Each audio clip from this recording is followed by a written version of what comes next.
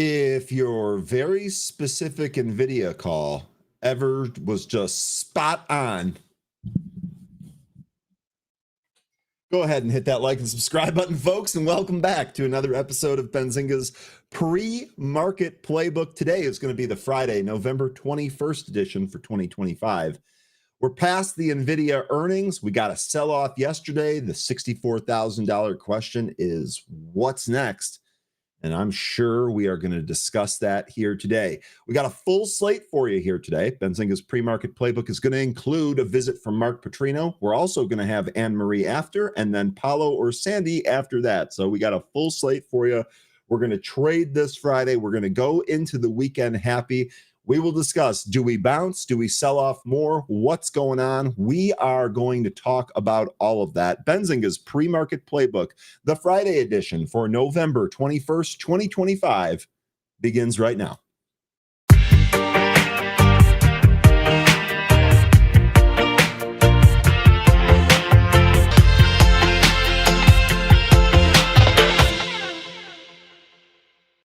Good morning and welcome back, folks. It's great to see a whole bunch of returning faces. Glad everyone made it back, and I hope you had a wonderful rest of your Thursday evening. I would imagine that you Bills fans did not have a great Thursday evening with the Josh Allen scare early in the game and the L at the end of the game.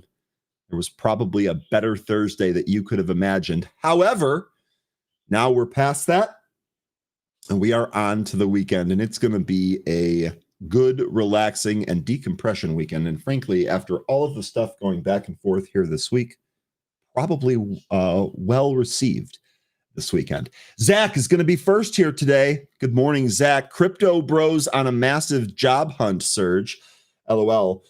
Crypto getting down. We talked about that. We talked about really 74, 75K. We broke 80K here today, didn't we? Didn't we actually trade? But no, we didn't. So the futures have the low at 80,750. So where's the bottom in crypto? I'm sure we're going to be looking at that as well. Good morning, Brian. When people said they wanted crypto exposure, they meant just to the upside, not the downside. Yeah, there's a contingent of those folks that do that with stocks too, Bri. That's just how it goes, I'm afraid. But remember, nothing goes straight up and nothing goes straight down. The market goes in both directions. Good morning. Welcome back. Cad Monkey. Good morning. Welcome back. James, good morning. James says, are we ready for the whiplash back to the green today? James, I absolutely love the optimism. You will get bonus points for me on that for sure. We'll see. We'll see if we end up getting that. We're going to take a look at the SPY chart here. I actually think that there's a level lower here that we should probably probe first. I don't know that we're going to do that here today, but we'll take a look at that. I will say, as far as your whiplash comment, gosh, we're already seeing that here in the pre-market. We're already whiplashing here in the pre-market. 650, your pre-market low. Solitary Soldier, good morning, welcome back. Sun-Kissed Yogi, good morning, welcome back. Big Dave, good morning, welcome back. Marty, good morning, welcome back. Sean, good morning. Sean says, this bubble talk, WTF, everything I have screams buy. Well, this all comes down, Sean, to do you think buy the dip is still going on or do you not? If you do, you're right. This is a screaming buy. But if you think that this is not a buy the dip scenario, then this is probably not the time to buy. I've got a news story here and a viewpoint for you on that coming up in the news. Stay tuned for that. Kelly or two. Good morning. Welcome back. Glass half full. Good morning. You're half asleep there because it's what, 4:50 in the morning. I wake up at 4:30 in the morning, so I feel you. It takes me an hour to really get functional. There's no way I could show up on camera in front of you folks in that first initial hour. You guys would be like, who is this absolute ghoul? I need that coffee and that shower to really kind of get the day rolling. Hope you get it. Tom, good morning. Predicting another Victory Monday. Whoa.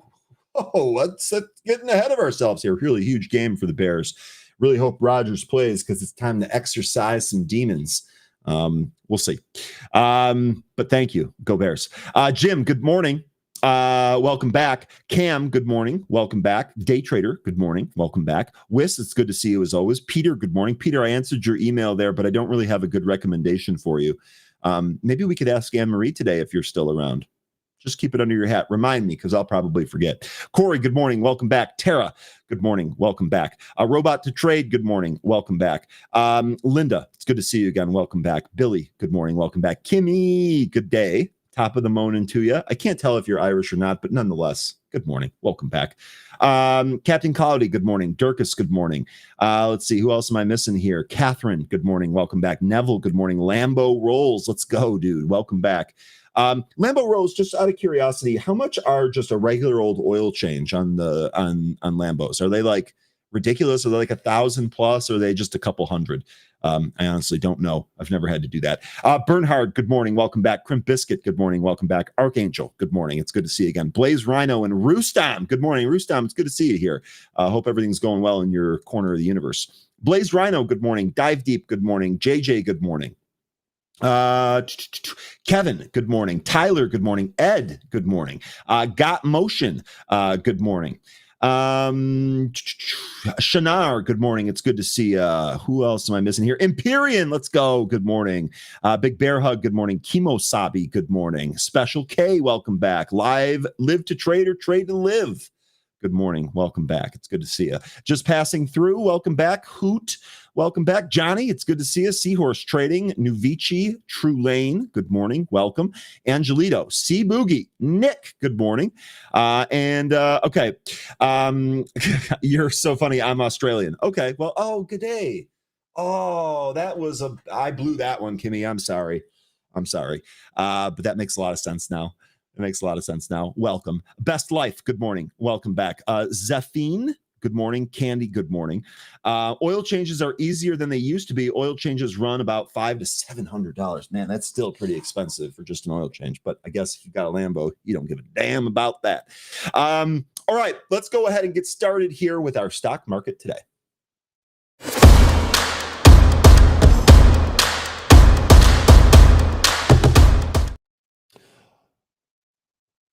All right, stock market futures here whipsawing in the pre-market prior to the open after yesterday's reversal and sell-off. S&P futures up 0.34%, Dow futures up 0.54%, and the NASDAQ futures up 0.21%. Really, this just depends on when you check it, because there were multiple periods just this morning where they were all in the red. And then they've all gone back to the green, and then back to the red, and then back to the green again. So we already have some whipsaw action before we even get the market open here today. Let's go ahead and take a look at some cues from last session. Information technology, consumer discretionary, and industrial stocks recorded the biggest losses on Thursday, as most S&P 500 sectors closed negatively, although consumer staples was the only one to buck the trend and finish higher. U.S. stock futures swung between gains and losses on Friday morning after Thursday's sharp sell-off. Futures were mixed, but as just mentioned, in the green currently. The S&P 500 index dropped below Walter Murphy's support line of 65.50 on Thursday, just after it slipped below its 50-day moving average for the first time in months on Monday. Investors digested the hotter-than-expected jobs report, with non-farm payrolls rising by 119,000 in September, more than double the 50,000 economists had forecasted, further trimming hopes for easing next month. We also had a bunch of Fed members talk about that after, and the sell-off really seemed to accelerate when those Fed members were popping off. Meanwhile, the 10-year Treasury bond yielded 4.08%, and the 2-year bond was at 3.53%. Now, we do have some stocks in focus here today. The first one's going to be ticker NFE. That's New Fortress Energy. Stock surged 19.86% in the pre-market on Friday as it worked through debt reconstruction by extending credit agreements and removing liquidity requirements. So some positive news and some green there this morning. Gap advanced 3.86% after reporting upbeat third quarter financial results and raising its fiscal year 25 guidance above estimates. I was thinking yesterday, this is a rough day for companies to report earnings. The first two that I took a look at were Ross Stores and Gap, and both of them were trading higher. So it looks like those stores there actually did all right with their earnings. We'll see if they're able to hold up here today.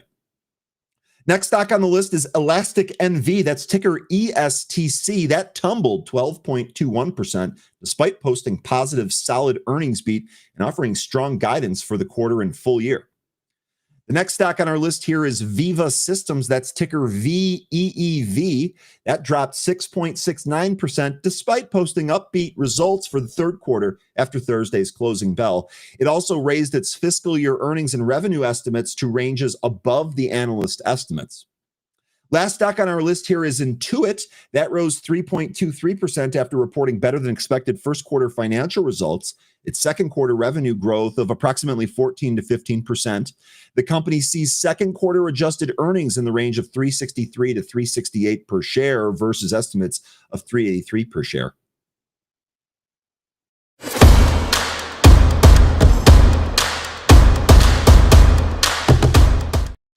All right, let's get to what everyone is thinking about here. Where do we go with the broader market? All right, well, here's the SPY chart. This is what we're going to start with and work from.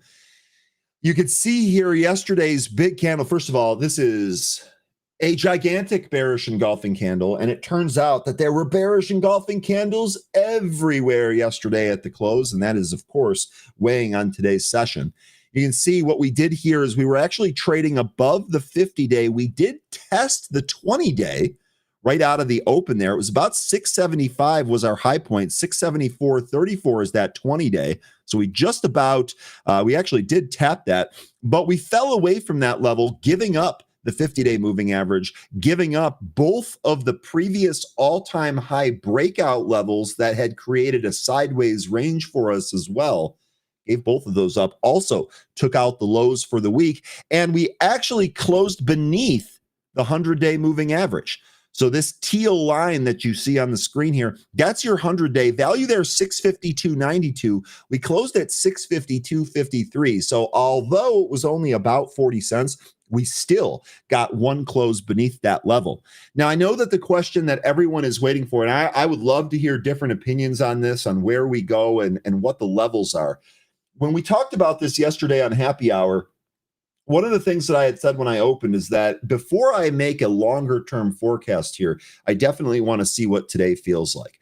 We've seen before the last 2 Fridays, we've actually had green candles, and those Fridays have come from what felt like significant pullbacks the day prior, albeit none of them as potent as the one that we saw yesterday, both in the amplitude of the candle, the size of the candle, but also in the volume. Yesterday, for the first time in a long time, we traded over 150 million shares in the SPY. Clearly, it looked like something was changing there, and we got that huge reversal. By the way, that's just going to allow me to take a break here real quick and do a very, very quick victory lap. When we were talking about what's going to happen with NVIDIA, I told 13 on this show in the morning, I'll give you a very specific prediction. Beat, raise, which we got, check. Stock's going to trade up or down by less than what the options predicted, check. And I said that NVIDIA was going to trade lower. And when we got on the show together, it didn't look like that was going to be the case. But by the time the market closed, Rhino was correct. Check on that as well. So definitely seems like there was a little bit of kind of giving up there, maybe some more rotation. And I know that this is kind of bleeding into, well, where do we go next here? So I'm a little surprised to see the futures green here. I know they've oscillated back and forth, so there's still a chance that it changes again here. But my thought yesterday was that we were going to be weak in the pre-market, and we're likely to see some more selling out of the open here today, and then a possible hold or even a possible reversal. The question becomes, well, where is that point if we do get that? And when I was looking at the chart, I was looking at some of these previous levels and some of the moving averages, and I really came up with about 645. I wouldn't be surprised if a sell-off here overshot one of our moving averages, overshot one of our recent lows here, and gets caught in this kind of consolidation area back from August. That to me makes a lot of sense. I know we didn't have Tim Melvin this week. I actually had to call him yesterday for something completely unrelated to the market. He also ribbed me about hockey again, which tells me that Tim is feeling okay. But when we were done discussing that, he said, hey, what do you think about the market? Where do you think we go? And I went through it and I said, well, it sure looks like 645 might be a spot where this market kind of catches some support. And I outlined exactly why, just like I did with you. And Tim said the damnedest thing. He said, it is so funny that you mentioned that, because he was going through a study recently that said that in a sell-off like this, one of the areas that might actually try and kind of catch this is the 112-day exponential moving average. Now, this is something I didn't have any experience with, so I was curious. I added it to my chart. If we pop that on here, your 112-day exponential moving average is at 647.61. So I'm going to go ahead today and say 645 to 647 is likely going to be a support area if we do continue to move down. Now, Bounce Back here is saying Fed Williams is trying to save the market. We do have some more Fed speak here today. We have Barr doing some welcoming remarks at 8:30. We've got Jefferson at 8:45. We've got Collins and Logan at 9. And then we have the Michigan Consumer Sentiment at 10. So we'll see what happens here today. I don't really think, I said that there's really kind of two possibilities here. We either get a little bit of a calm down move, or it's weak today, and then Monday you have the possibility of that crashy tape where it almost feels like there's no bid. I don't think we're going to get that. Maybe you can call me an apple polisher or being overly optimistic, but I suspect we're probably not going to get this big kind of crashy tape. I'm going to knock on wood. I hope I didn't just jinx everything there, but we'll see how this shakes out. Currently, I'm looking at about 645 to 647 there on the SPY. Okay, let's get back into the news here. We're going to ask Mark Petrino about a lot of this stuff too. I definitely want to have these discussions as well.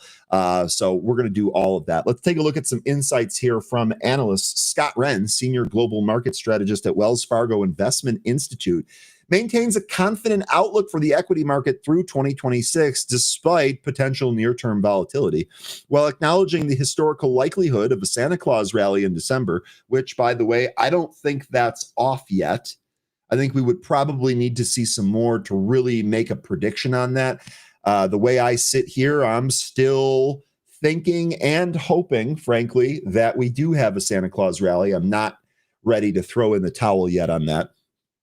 Wren emphasizes fundamentals over holiday cheer. Yes, stuff it, Wren. I'm going to have plenty of holiday cheer. Get out of here with that. This is the best time of the year. Just kidding. Noting that sometimes all that cheer needs a shot of reality. Boy, he is really just trying to knock people off of their holiday high horse here, and I am not having any of it. Fundamentally, Wren is bullish, stating, quote, "Do we look for higher stock prices in the coming 13 months?" And then he answers his own question. Yes, we do. End quote. So it sounds to me like Scott's predicting some volatility here. Maybe don't get too overzealous for the holidays. Keep the reality going there. But overall, this is going to end up being pretty good. So Sean, to your question earlier about the buy the dip or everything screaming buy, I think was the language that you used there. You do have some analysts here saying, yeah, it's a little hairy right now, but it's probably going to be okay. I'll give you the other side here in a sec. He forecasts an accelerating economy in the upcoming year, driven by deregulation, tax refunds, and expected Federal Reserve rate cuts in 2026. This positive backdrop anchors his 2026 year-end S&P 500 target of 7,400 to 7,600. To capitalize on this, Wren advises trimming fully valued technology sector and reallocating into financials and industrials, which are poised to benefit from the AI infrastructure growth. This was a great line to read because this is exactly what our groups have been talking about here. Clearly, there's a rotation out of mega cap tech, and we've also talked about really the picks and shovels or the infrastructure angle of AI and data centers really probably being the best play going forward here, just in terms of consistency or maybe long-term growth. So it looks like we're fairly aligned there. We already kind of covered some of the economic numbers here, so I won't repeat that. Let's go ahead, though, and take a look at a different call here.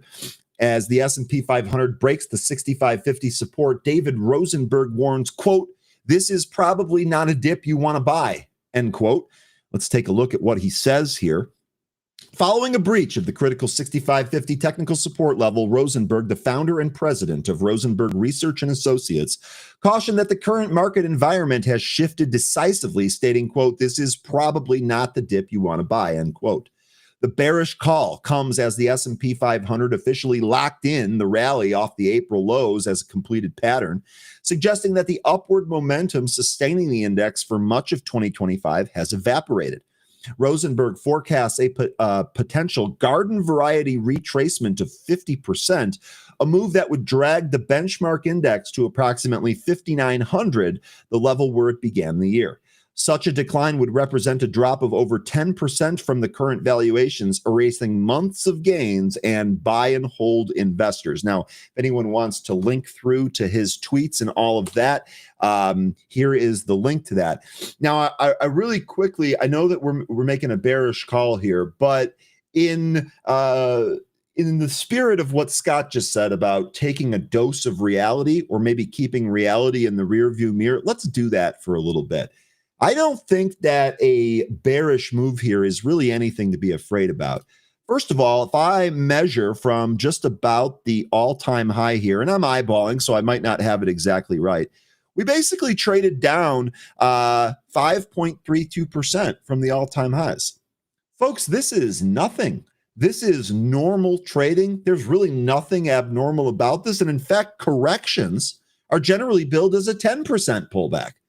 So this little move down here, I know it feels bad because we've spent so much time trading up after everyone told us that the country is going to hell in a handbasket, which of course never happened.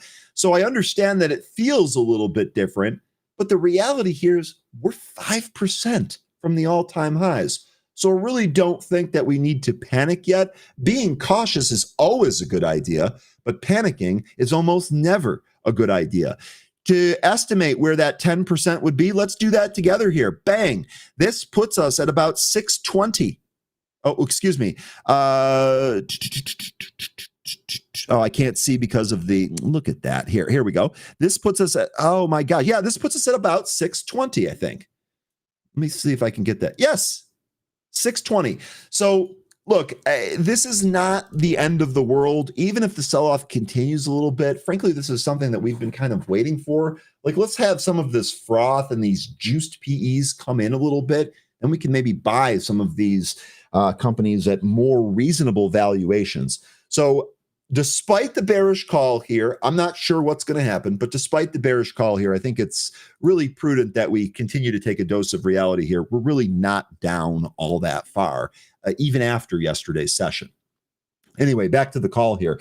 The technical deterioration began earlier in the week, setting the stage for Rosenberg's alert.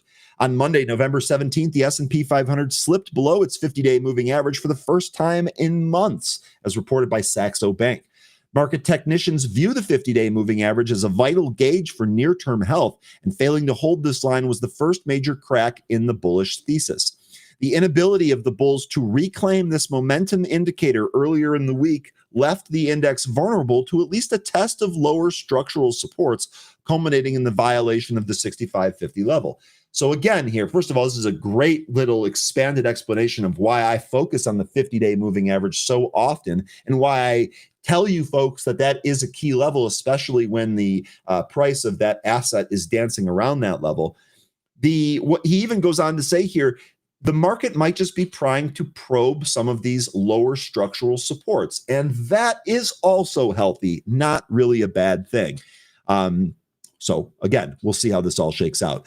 The specific support line cited by Rosenberg 6550 is credited to Walter Murphy, a veteran market technician and recognized expert in the Elliott wave principle. Murphy, formerly a senior technical analyst at Merrill Lynch and currently of Walter Murphy Global Advisors, is known for identifying pivotal price levels that dictate long-term trends. By taking out Murphy's line in the sand, the market has arguably transitioned from buy the dip regime to one of capital preservation. So, Sean, I bring this back to you. Do you think that we are in a spot where we should be buying the dip, Or do you think that we are in a spot where we should be preserving capital? That's the question that you need to ask. And if you don't know the answer, I think you can use your risk management to kind of play that if you want. So, in other words, if you want to try buying the dip today, make sure you have a reasonable stop where if you're wrong, it's really not a big deal. It's one of those small losses that we talk about. Remember, a trade can have 4 good results. It can be a big win, it can be a small win, it can be a stop out at break even, or it can be a small loss. The only time a trade is really bad is when you take a big loss. And that small loss scenario there, hopefully you followed rules and followed your own risk management. Nobody can answer that for you either. Well, the technical damage is now confirmed by both the 50-day moving average break and the violation of Murphy's support. Rosenberg's analysis suggests that the path of least resistance is now lower. Investors hoping for a quick rebound may instead face a prolonged grind downward as the market seeks a new equilibrium near its yearly open. The benchmark indices reversed gains to plummet during the Thursday close following September's jobs report. The S&P 500 index closed 1.56% lower at 6538. So again, the reversal felt nasty. S&P closed down by 1.5%. We're really not, this is not the end of the world. This is not all that bad. Now, before we get to Mark Petrino here, he's not here yet. We got plenty of time. Okay. Next story here. I can't wait to get opinions on this one. I can't wait. Cramer's making a call here. He warns investors to stay away from Nebius, or ticker NBIS, and other AI infrastructure stocks amid capital destruction. So, Marcus, I don't know if you're here yet. What do you think of Jim Cramer going against NBIS here? I know that's been a monster trade for you here recently, which is really awesome. And then also, is the Cramer indicator coming into play here? Is this something where the opposite is going to happen? What's going to happen to NBIS here? TV host Jim Cramer issued a stark warning to investors regarding Dutch AI infrastructure company Nebius Group, ticker NBIS, and other similar companies, citing significant losses tied to hype-driven capex and losses resulting from the same. On Wednesday, in a post on X, Cramer said, quote, "The pain in NBIS is not over," end quote, referring to the Amsterdam-based AI infrastructure play and others just like it, which continue to post operating losses amid growing capex while their stock rally. Quote, "I can't believe the capital destruction," he said, referring to the massive capex that these companies often undertake to sign deals with big tech giants such as Microsoft, which are touted using flashy press releases to drive the stock higher. All of this is done without giving any consideration to driving tangible profits or shareholder value in the long run, echoing concerns that several prominent analysts have expressed in recent months. Quote, "In other words, stay away," end quote. Despite reporting a strong third quarter performance last week, the stock has been on a steady decline throughout the month, down more than 37% since its all-time high last month. And they were down yesterday over 10%. Let's see where Nebius is here today. I'll just pull it up on another screen real quick. Nebius actually higher. So it's 86.30 right now in the pre-market, closed at 84.64 yesterday. All right. We can't not talk about Bitcoin. So who better to get an opinion from than Peter Schiff? Am I right, folks? Economist Peter Schiff slammed Strategy's Bitcoin investment approach on Thursday. Stop me if you've heard that before. Arguing that the company would have been better placed had it chosen any other asset. In an X post, Schiff pointed out that despite spending over $48 billion on Bitcoin in the past 5 years, the company's total paper profits are less than 17%.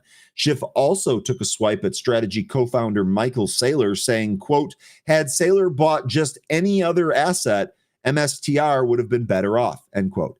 He also said the company would vanish if it tried to take profits on its Bitcoin holdings. For anyone that wants to go through this, I'll go ahead and throw this story in the chat as well. You can see Peter Schiff's tweet right there. Bitcoin's ongoing decline has significantly impacted Strategy's balance sheet. The company currently holds 649,870 Bitcoin at an average price of 74,433. This effectively means that if Bitcoin falls another 13% from its current price, Strategy's position will turn red. Now, what's interesting here, I can't remember exactly how he laid this out, but the last time that I saw Saylor on CNBC, he was making the case that the way that it's levered here is that it wouldn't really even matter. Even if Bitcoin went down to 25K, it's not going to make Strategy insolvent and have to close their doors. Well, it looks like we might be getting a little test of that theory here, at least so far. I have no position in this, so to me, it's just kind of sit back, get the popcorn, and watch the fireworks. But we'll see if Saylor was correct about that. Moreover, the MSTR stock has dropped 40% over the last month and 60% from its record highs that were set earlier this year. Schiff has escalated the attack on Saylor and his Bitcoin hoarding company lately. Earlier this week, he argued that the company's high-yield preferred shares marketed as income products are dangerously misunderstood by investors. He warned that dividends could disappear if not declared by the company. Now, Saylor says the company is secured. Saylor, on the other hand, has defended the company's business model. He stated that as long as Bitcoin increases by 1.25% annually, Strategy can maintain its dividend payments indefinitely and boost shareholder value. He also claimed that the company is engineered to endure an 80 to 90% drawdown and continue operating. This is what I was just highlighting here. So we're going to see. We're going to see. I don't think Bitcoin is going to draw down 80 to 90% from where we're at right here. I mean, I guess I could be wrong. I don't see that happening. But whatever drawdown we end up getting here, wherever that drawdown ends, we're going to get a test here, see if Saylor is right. Strategy has indicated earlier that if it fails to secure equity and debt financing on time, it may have to sell Bitcoin to pay its financial obligations, and that, too, at a price level lower than the cost basis. Though a usual disclaimer, it contrasted sharply with Saylor's never sell your Bitcoin narrative. You'll have to let me know what you folks think on MicroStrategy. I guess it's probably worth taking a quick peek at the chart right now. I guess if you want, we can also ask Mark when we bring him on. Chart does look like it's in free fall here.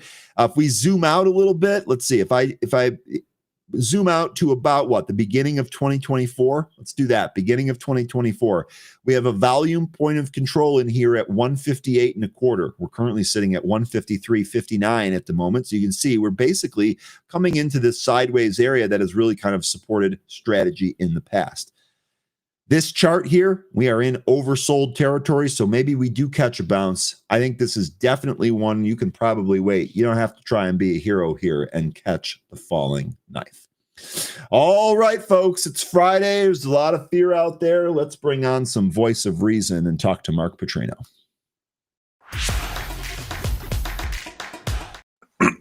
All right, Mark, good morning. How you doing?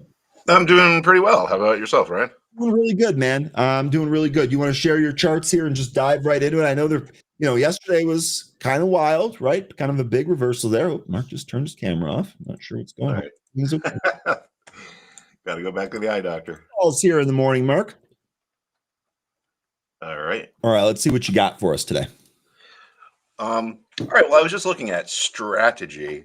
It's so weird how these companies change their names. It sure is. And it's like MicroStrategy to Strategy. You know how many times I've miscalled this company's name because of that? Sheesh.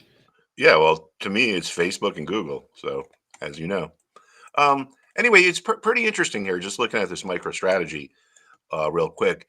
Notice how in July of last year, there was this resistance kind of right around where we are now. I mean, we're a little bit below, but bottoms can be more volatile than tops sometimes because bottoms come from selling, and selling is about fear and buying is about hope. So I would say, I mean, I know this is a long ways away, but look how much this thing has dropped. So I think if we don't hold here, then the next stop could be down there. But one of the things that really kind of struck out at me is that, this story comes out yesterday with the jobs and, okay, now there's not going to be an interest rate cut. Well, I mean, look at the bond market. Yields are down. So I mean, this is telling me the bond market thinks there's going to be an interest rate cut, and the bond market probably knows more than a lot of the pundits. So I just find this very strange that we've had, I mean, a relatively big move down this morning. The yield is down almost 1%. So that's pretty interesting. Now, if we do have a reversal, one of the things I'm going to be watching is over here in the financial sector, Okay. because this is once again back to this bottom here. Here's another one of those bearish engulfing candles that I was just talking about in the open. Yeah, so that could be not a good thing, but we'll ultimately we'll just see if this holds, and if the market starts to come back a little bit. There's probably going to be some good ideas in the financial sector. One of the things I'd probably be looking at is this direct sign ETF. This ETF is designed to move. FAS, yeah. Yeah, it's designed to move in the same direction as financials, but by 3 times. Of course, if it goes against you, you're going to lose money by 3 times as fast. So you got to be aware of this when you're using leverage. But I don't know. It's something to look at. Also, the industrial sector looks kind of interesting. It's pretty similar. It's just sitting at a. Ooh, I take that back. And blew I right. was gonna say, dude, that candle is like, what the F? All right, never mind. I was talking about something else. Um, so anyway, let's look at the S&P. Let's just do a quick look at some stuff, and then I'll take some questions, and we can talk about some potential stocks of the day. Actually, I'm going to do this today for my stock of the day. So every day I do an article, which is I like to look at it as like a technical analysis lesson. And so again, if we're looking at the price levels, I'm thinking, if we might find some support right where we are now, which is probably why the selling yesterday came to a stop. This is a situation where you have people who sold back here, and then when the price goes higher, a lot of them are like, man, this was the wrong thing to do. If I could ever buy my shares back at the same price I sold them at, I will. You can see that up here. What was resistance turns into a support level. Even over here, what was resistance can turn into a support level. So based on that, I'm thinking maybe there is going to be some support around here. But if not, I mean, I don't know. I mean, this thing could fall pretty rapidly. I mean, I think next stop would be down there, maybe. All right, so let's look at Nvidia and the big guys. And then I Yeah. noticed your other stock of the day was APLD. There are a bunch of people that trade that. We could probably take a look at that too if you wanted. Oh, sure.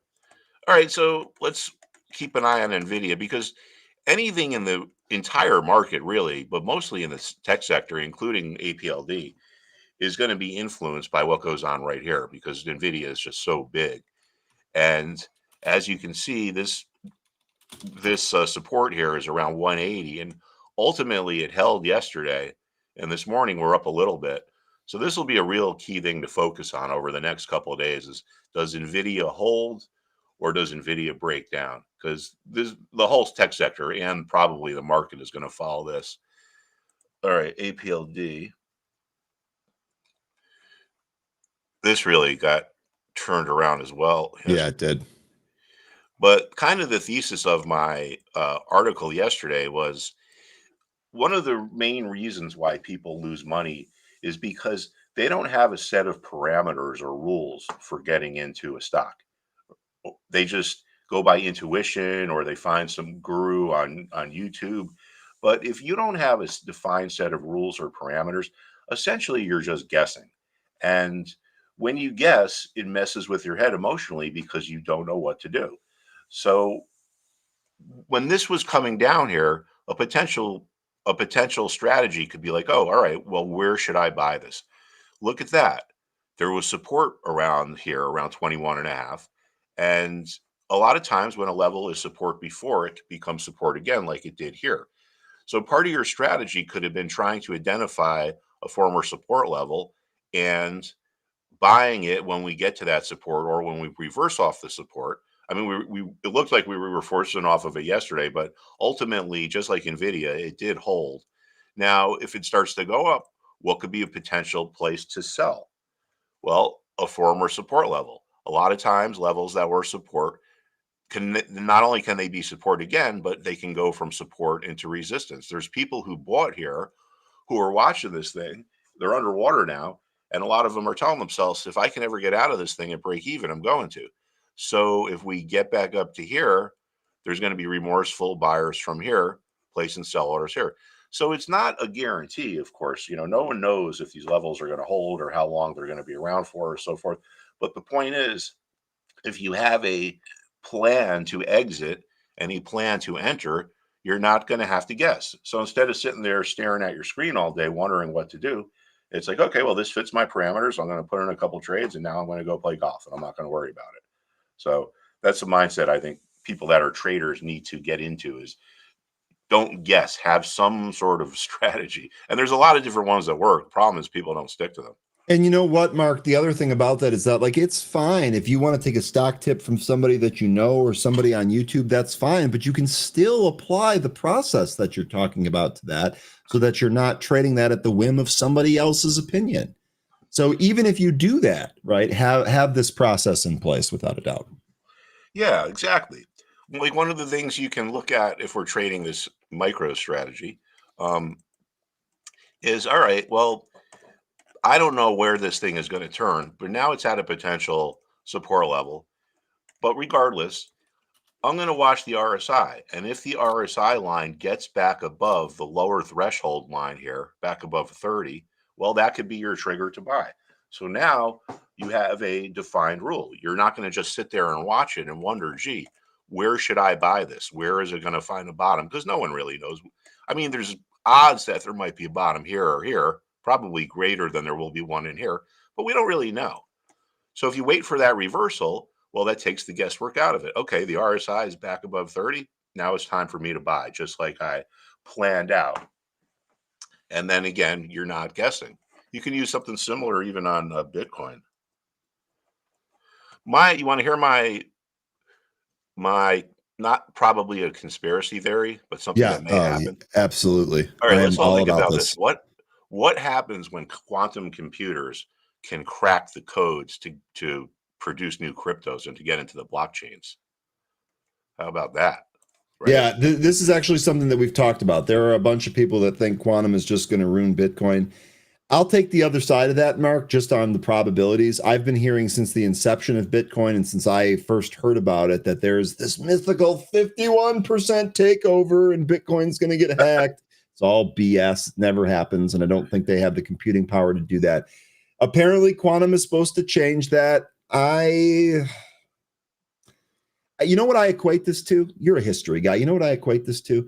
I equate this to the attempt to fly at faster than the speed of sound. Are you aware of this story? Yeah, I am When, actually. Chuck when they're Yeager building and the X1 out at Skunkworks and the scientists come in and say, guys, there might be a sound barrier here that humans literally can't survive. And the test pilots, they listened politely. And then they got down to business, got in the plane, broke the sound barrier, and that was that. And it's all history since then. So some of this seems like fear mongering to me. I'm receptive to conspiracy theories because they're batting a higher batting percentage than the experts are right now.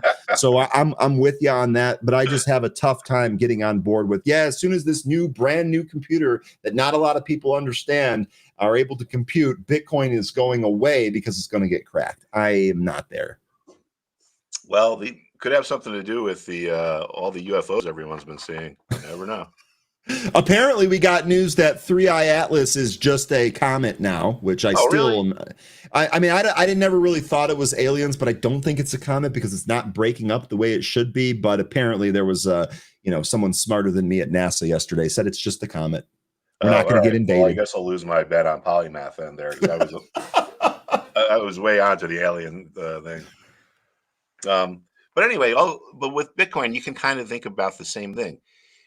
Everyone wants to catch the bottom, but it almost can't be done unless you're lucky, right? So if you're thinking about this, well, you could just kind of wait for the reversal to start and then get in. I mean, this is some pretty dramatic selling, and obviously it goes without saying, but at least over in the stock market, we're at I think that support in the financial sector is really going to be an important thing to watch. And we can look here too. The S&P, broke through this layer of support, but we did kind of find some support. Now, I would probably true this up a little bit here now, right, and adjust this a little bit because see where the bottom was there? It's pretty Hmm. much right where the bottom was yesterday. So I would put this right up there as the new kind of important support level, and to kind of just true it up as we move along here. And I'll probably just kind of make this one much smaller. And this morning we're trading probably right about there. So who knows? It is a Friday. It's should get interesting this afternoon. But if anyone has some questions, they could fire away. Yeah, Izzy had one. He wanted to take a look at ticker ASTS here, which is, obviously that has been a huge momentum stock for us. Now it's on the backside of that move. Let's take a look at that chart. Wow, that's not a very pretty looking one either. No, it isn't. Well, let's see here. I would be thinking, I mean, I know that's ways down, right? You might be saying like, well, gee, man, that's down a couple $100, but you know what? If we keep it in perspective, it would just be putting the stock back to where it is in September. So, I mean, I know this is a big move in 2 months, but things that make rapid moves higher can make rapid moves lower. Again, if you're thinking about trading it, Wait, for all intents and purposes, we're pretty how much is closing. what is going on here? You have a price. I have the ASTS price at $53. Am I looking at it? Let's see. ASTS Space Mobile. Can you look at that NASDAQ? There we go. Okay. Oh, okay. Okay. I was like, something is off. Yeah, I have a lot of foreign students that I talk to actually. So I was probably talking to someone in some foreign country, and that was the exchange that it was on. Um, so anyway, yeah. So this is right there. I mean, for all intents and purposes, we kind of held, and now we're rebounding this morning. But we can use the same type of a strategy for potentially getting in on a rebound. If the RSI line starts to turn north, then that's where we say, okay, we're going to pull the trigger and get in. If the stock doesn't, if this rebound doesn't continue and the stock keeps fading, the RSI line is not going to turn up. So you're not going to get into it. So it's a way to protect yourself. And if it just keeps going down, well, you just got to play the patience game. And then maybe if it gets down to there, then we have the turnaround. So the key is to wait for the reversal to start, right? The idea is to make money. That's what we're here for. It's not to have a dopamine rush or to Mhm. have entertainment. And if you focus on your equity, how much your account is worth, that I think that will put you in a better mindset that will help you follow your rules and keep things in perspective. If you can earn on your account, let's just say 2% a week, right? Annualized, you're going to more than double your money. So that should be the goal. All right, hey, today I increased the value of my account. It doesn't matter that I didn't catch the top on this, or I sold this and it kept going up, or I bought this and it kept going down. If you can increase the value of your account, that's the job. That's what you're here for. That's the job description. So I think if you keep that in mind, it puts you in a different mindset. I mean, a lot of people want to trade for entertainment, and I guess they can. That's their legal right. But people that trade to make money tend to be more successful. Yeah, that makes a lot of sense. Really quickly here, ASTS has news today about an upcoming launch scheduled for December 15th. So I don't know if the time frame makes any difference for you. Maybe it grinds down to that other level. Maybe between now and December 15th, we get a little bit of a attempted bounce from 5070, but that doesn't hold, and it tests the other number of ways this could line up. But the next launch here is scheduled for Deck 15. Yeah, it's pretty wild. Pretty wild. All right, what else we want to take a look at? All right. What other stocks do you folks want to take a look at here? I don't think I saw any here. Let me know. Let me know what stocks. Okay. Blazed Rhino is asking for CTOR.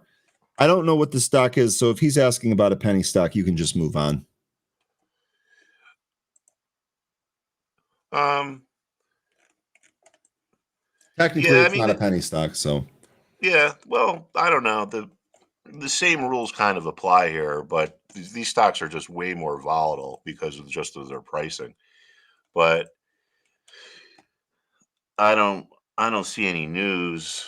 Not surprisingly, $1 is an important level. So, if this dropped back to 1, probably going to be some support. But I know people like to trade these penny stocks, but you just ultimately have to remember they're a penny stock for a reason. You know Yeah. what I mean? It's because they don't make money.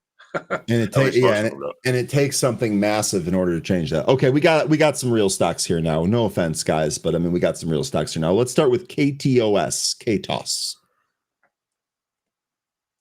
Diamond Hotline, I've already answered you in the chat. Mark is using TradingView. KTOS. All right, what do we got here? Another bearish engulfing candle, buddy. Yeah, pretty much.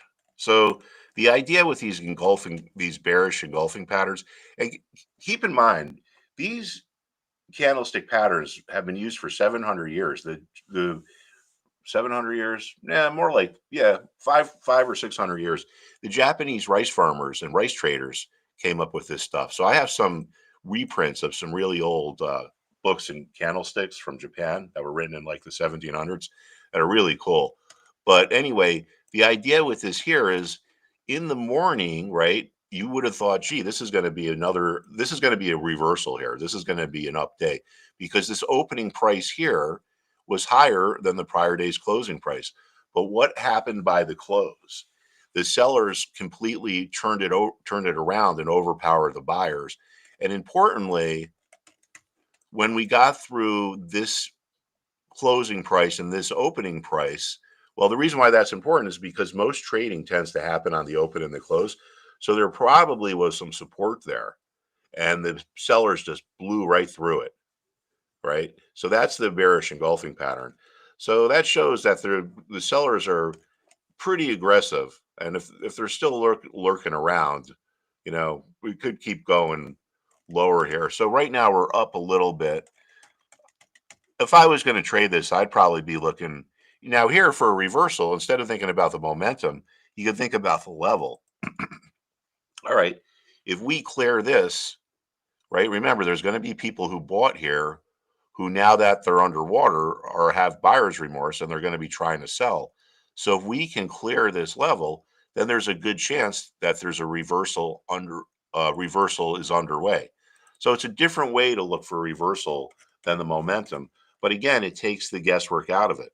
Now, if this thing keeps dropping, well, I mean, I don't know. I guess maybe it found some support there, but if it keeps dropping, I'd be kind of looking down around 62 or 63.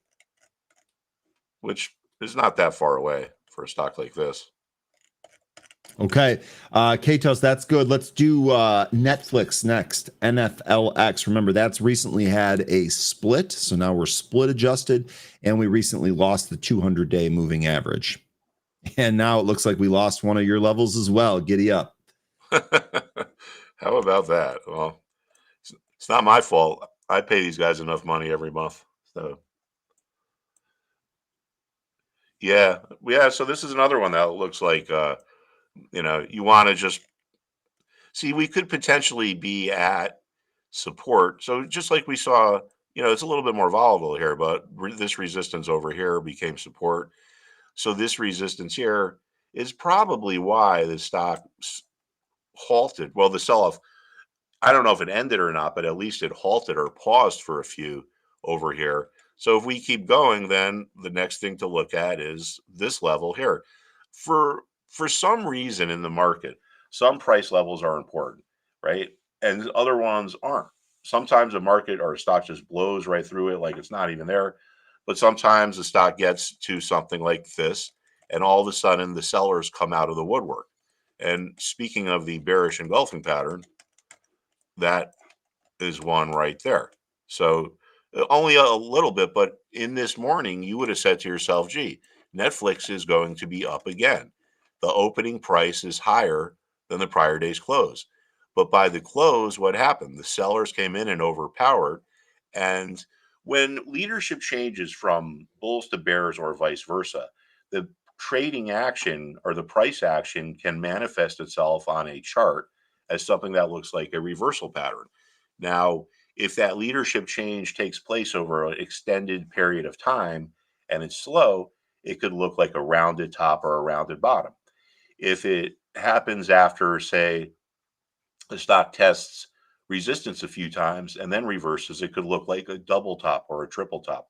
Sometimes the leadership change takes place in one day, and that shows up sometimes as something we call a reversal day. In this case, it's a bearish engulfing pattern, or in Western terminology, we would call this an outside reversal day. Mhm. So, think about the football analogy. Never mind the names. So let's think about this here. So the Buffalo Bills, now it looks like the Patriots are going to win the division over here. I was But going to say this is perfectly set up for Bills Texans last night. So let's see if the red team gets another victory. yeah, right. So anyway, the blue team's pushing the ball up the field here, and then all of a sudden it's at the goal line. It's 4th and goal on the 1. The blue team decides to go for it.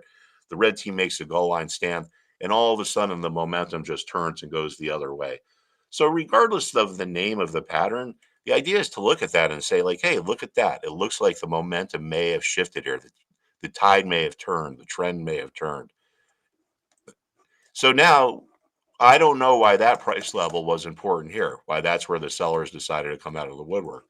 But I do know why we found support here.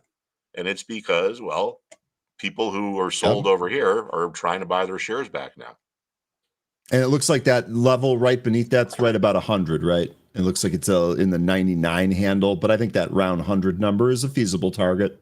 Yeah, it's another psychological level. I mean, people are saying, hey, if Netflix gets to 100, I'll buy it. They're not saying, hey, if it gets to 102, I'll buy it. Or if it gets Right. to 97.50, I'll buy it. Right. 99.16. That's my buy spot mark. Just kidding. All right, let's do Boeing here real quick. Ticker BA. I've seen a lot of people miss out on a lot of really good trades because they just got too cute about pennies.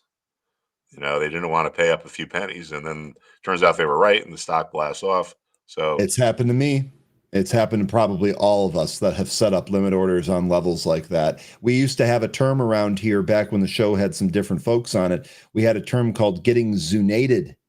Zunaid, who used to be on the show, would put out levels or put out orders right at specific levels. And it was amazing how many times the stock came within like 5 cents and wouldn't fill them. And then it would go and we would all laugh about it. So it's just how it goes. We all do it.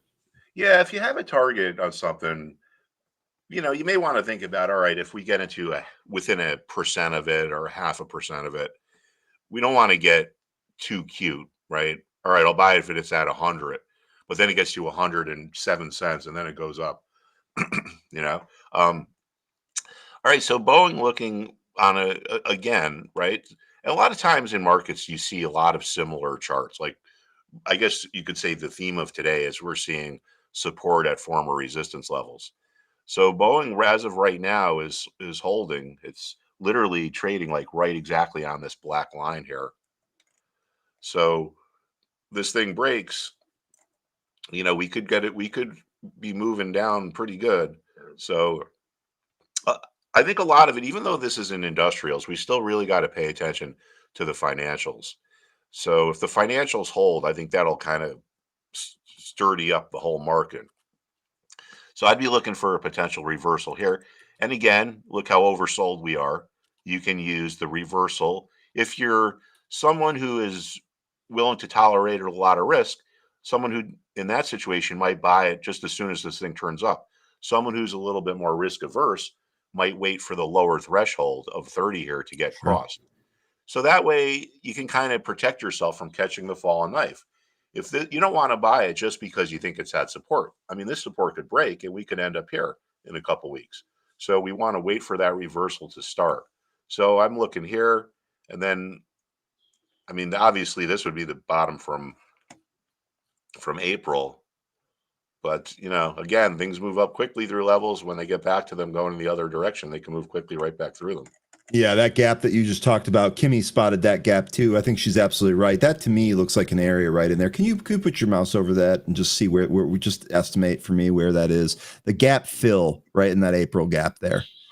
Yeah, right there. Okay, 162.5. Okay, that's good. That looks like that for me as well. I think this is an interesting chart. This was a stock of the day not too long ago. But look at the precision that these markets can have. I know. That's why I wanted to pick Boeing here, because it does a really good job at holding these levels. Yeah. So here, right, people that bought right before we gapped down, and look at how quickly Boeing moved here. You know how quickly it can move up. Yeah. It's like a tech stock in a lot of ways. It's so volatile. But the low here was exactly 243, and then more than a year later, or yeah, more than a year later, look at where the high is, 240, 260. So 40-cent difference on a $240 security, more than 12 months apart. It's pretty amazing how precise these price levels can be sometimes. I mean, this stock trades 8.5 million shares a day, and you can get that precision. Yeah. And I've been doing this for 30 years, and it still boggles my mind a lot of times. Can we do a quick one, or you gotta run? No, we can do it. Amazon, AMZN. These guys are at my house every day. Yep. Telling you. I told the guy, I was like, I should just rent a room down at the distribution center, save you a little time. It's about, I don't know about you, Mark, but I get a lot of holiday gifts off Amazon, and the Black Friday sale, I think, started yesterday or the day before. So there's like Black Friday deals now. There are about to be a lot more boxes at the Petrino household, I suspect, as there are going to be at mine as well.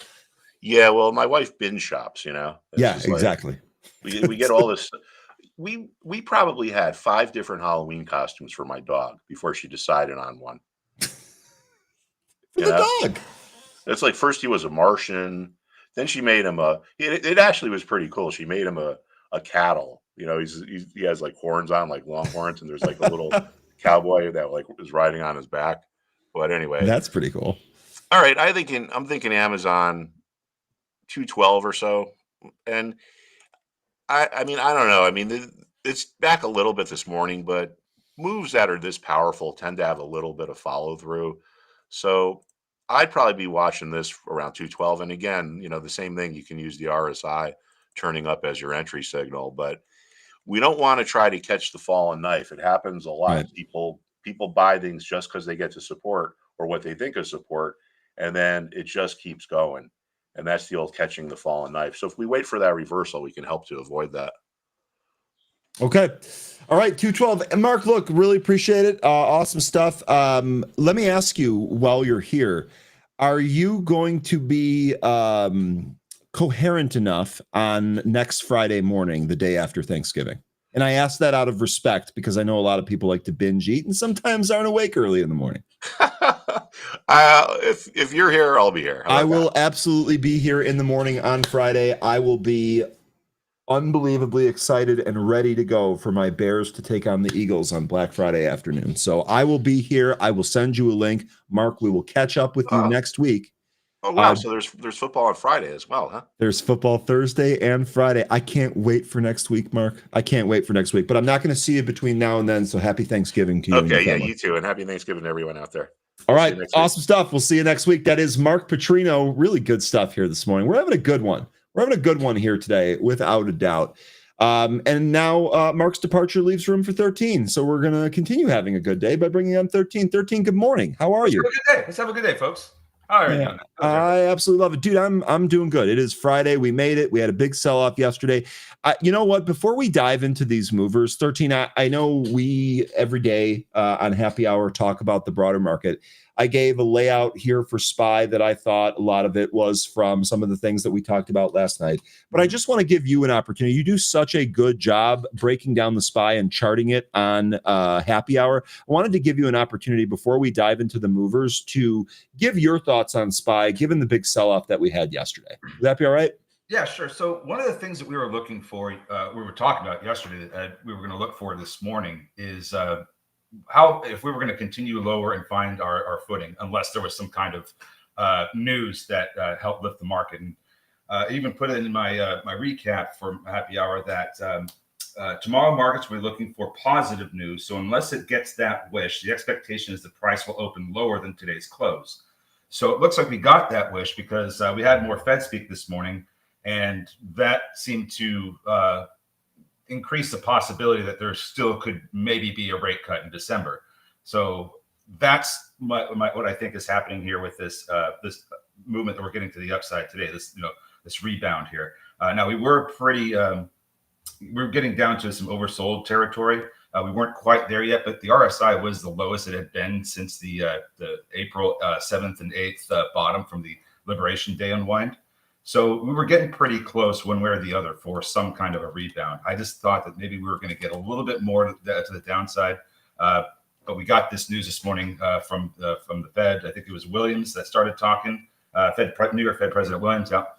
And that started to lift the market back up in the pre-market here. Now, whether or not this holds up, I don't know. I still think we could possibly see a tiny bit more downside, but I believe that we should be seeing some kind of a reversal going into next week. And one thing about next week is that being that it's we're not going to have any. I think it's completely closed on Thursday, right? Completely closed on Thursday, and I don't think it's a half day on Friday. Let me check though. So with that expectation of the holiday coming, I already think that there's going to be a lot fewer traders at their desks. So that's going to account for a lot more illiquid moves. It could be in either direction too. We could get some wild swings one way, we get some wild swings the other way. So as we head into Turkey week, that's kind of the expectation I think we're going to want to have, is that there's going to be a lot more illiquidity going into the holiday. The market will close early at 1 on Friday. So Black Friday is a half day, and that is perfect for me because the Bears kick off at 2 Central. That is exactly what I wanted to hear. So that will be perfect. Okay. Really good stuff there. And also one more plug here, a shameless one, if you will. I know we often get questions directed at you about where can they find you on social media, and your answer, gotta love the consistency. It's always the same. He is not a part of social media, which is why he always has a cheery disposition and doesn't yell at people.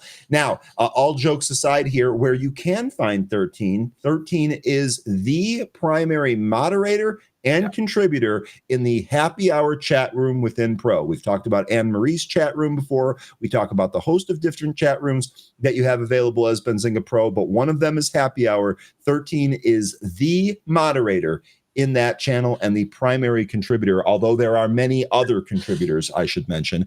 And one of the things 13 does is he gives a really great, this was actually an ad.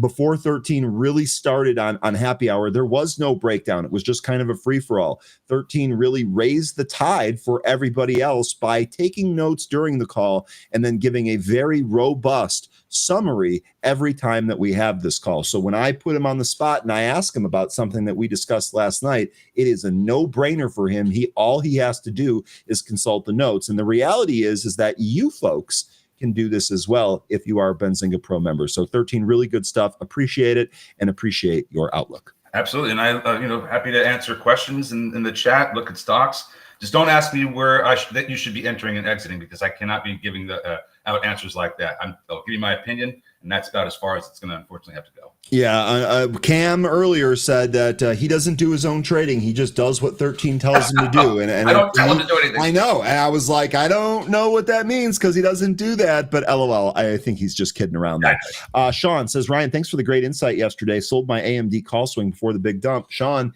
you know what? I will take that. You did it, not me. I'm glad the discussion was helpful. Congrats. We'll start that day with a register ring. That's what I want to hear. Bernhard says, did I hear Tide? You heard Roll Tide, baby. Let's go. All right, let's take a look at some of the movers. We'll go ahead and start here. First one that I have is going to be IVDA. This is NVIDIA Solutions. NVIDIA Solution. Let me rephrase. It's not NVIDIA. IVDA Solutions. Shares are trading higher after the company announced an expansion of its regional strategy in Egypt with a new trilateral manufacturing partnership between the Arab Organization for Industrialization and Zero Tech. Let's see if there was anything else on here. This is for surveillance cameras. Zero Tech to start local production of IVDA 360 smart surveillance camera. It's probably a pretty good thing to do here. This was a penny stock, about 65-cent penny stock that has become a dollar stock here. Looks like 110 was your high spot here that is kind of giving us some resistance. Take a quick peek at the short interest here. 4.14% of the float shorted on 1 day to cover. Comes on an average volume of 1.85 million. Session volume here, 55 million, and the float on this, 5.74 million. 13 was, I know that this was a penny stock and it's just barely over $1, but is this one that you covered? It is, and there weren't a whole lot to really look at because there are a lot of penny stocks, and there are a bunch of these movers today that are really moving on very, very little volume. So I really didn't even bother looking at those. So there are some names that are we traded earlier this week that are coming back, and there are some that are some new issues here that we could look at. But IVDA manufacturing partnership with Zero Tech. Company has a little more than 2 quarters cash. So I would think that at some point in the not too distant future, they're going to have to do some kind of capital raise. I didn't have a whole lot beyond that. Fundamentally, I didn't really have a whole lot to look at. So I just went to the chart. Looks like as long as we can hold above $1, which is currently under pressure right now, the upside resistance areas that I'd see start at about 118, 120. And then they go as high as about 130, and then you run into the 65 EMA. So I don't know how great this one's going to be. It's going to take a lot more volume than what it's been getting so far this morning, and I know that's been quite a bit, but it's going to need to take some more to go higher because I don't think we really got that much movement. I mean, it's a 50-60 cent move off the where it was just kind of hanging out before the news. So I think we're going to need to see a lot more upside because this isn't really that big of a move to me. Okay. I would need to see this get back up and hold a little bit more above $1 than where we are now. 102. I'd be nervous about this falling under $1. If we can get a little bit higher, like towards 110, that'll be better. 130 though, still the big resistance area. We'll see what we end up getting with this one. Yeah, I don't really have a whole lot. That's great. That's more than enough. Yeah, Crimp Biscuit here saying IVDA not allowed by TOS. So there you go. Schwab TOS users, you're not going to be able to trade this one. I would avoid this one anyway. So, all right, moving on here. Next, we have MNDR. This is one that we've traded a bunch of times before. This is Mobile Health Network. Yep. Mobile Health Network Solution shares are trading higher after the company announced it signed a memorandum of understanding with PP Grid for the acquisition of PPG project companies that own and are developing 2 high-density AI-optimized data centers in Sarawak, Malaysia. So I hope I pronounced that correct. In any case, this is going to be a data center play here. You saw we spiked yesterday, bled a lot of those gains back, about 80% of them spiked again here today. And lo and behold, we bled back 80% of them. We're moving away from the VWAP in the wrong direction. We'll see if we find some support there at the 200 EMA at 359.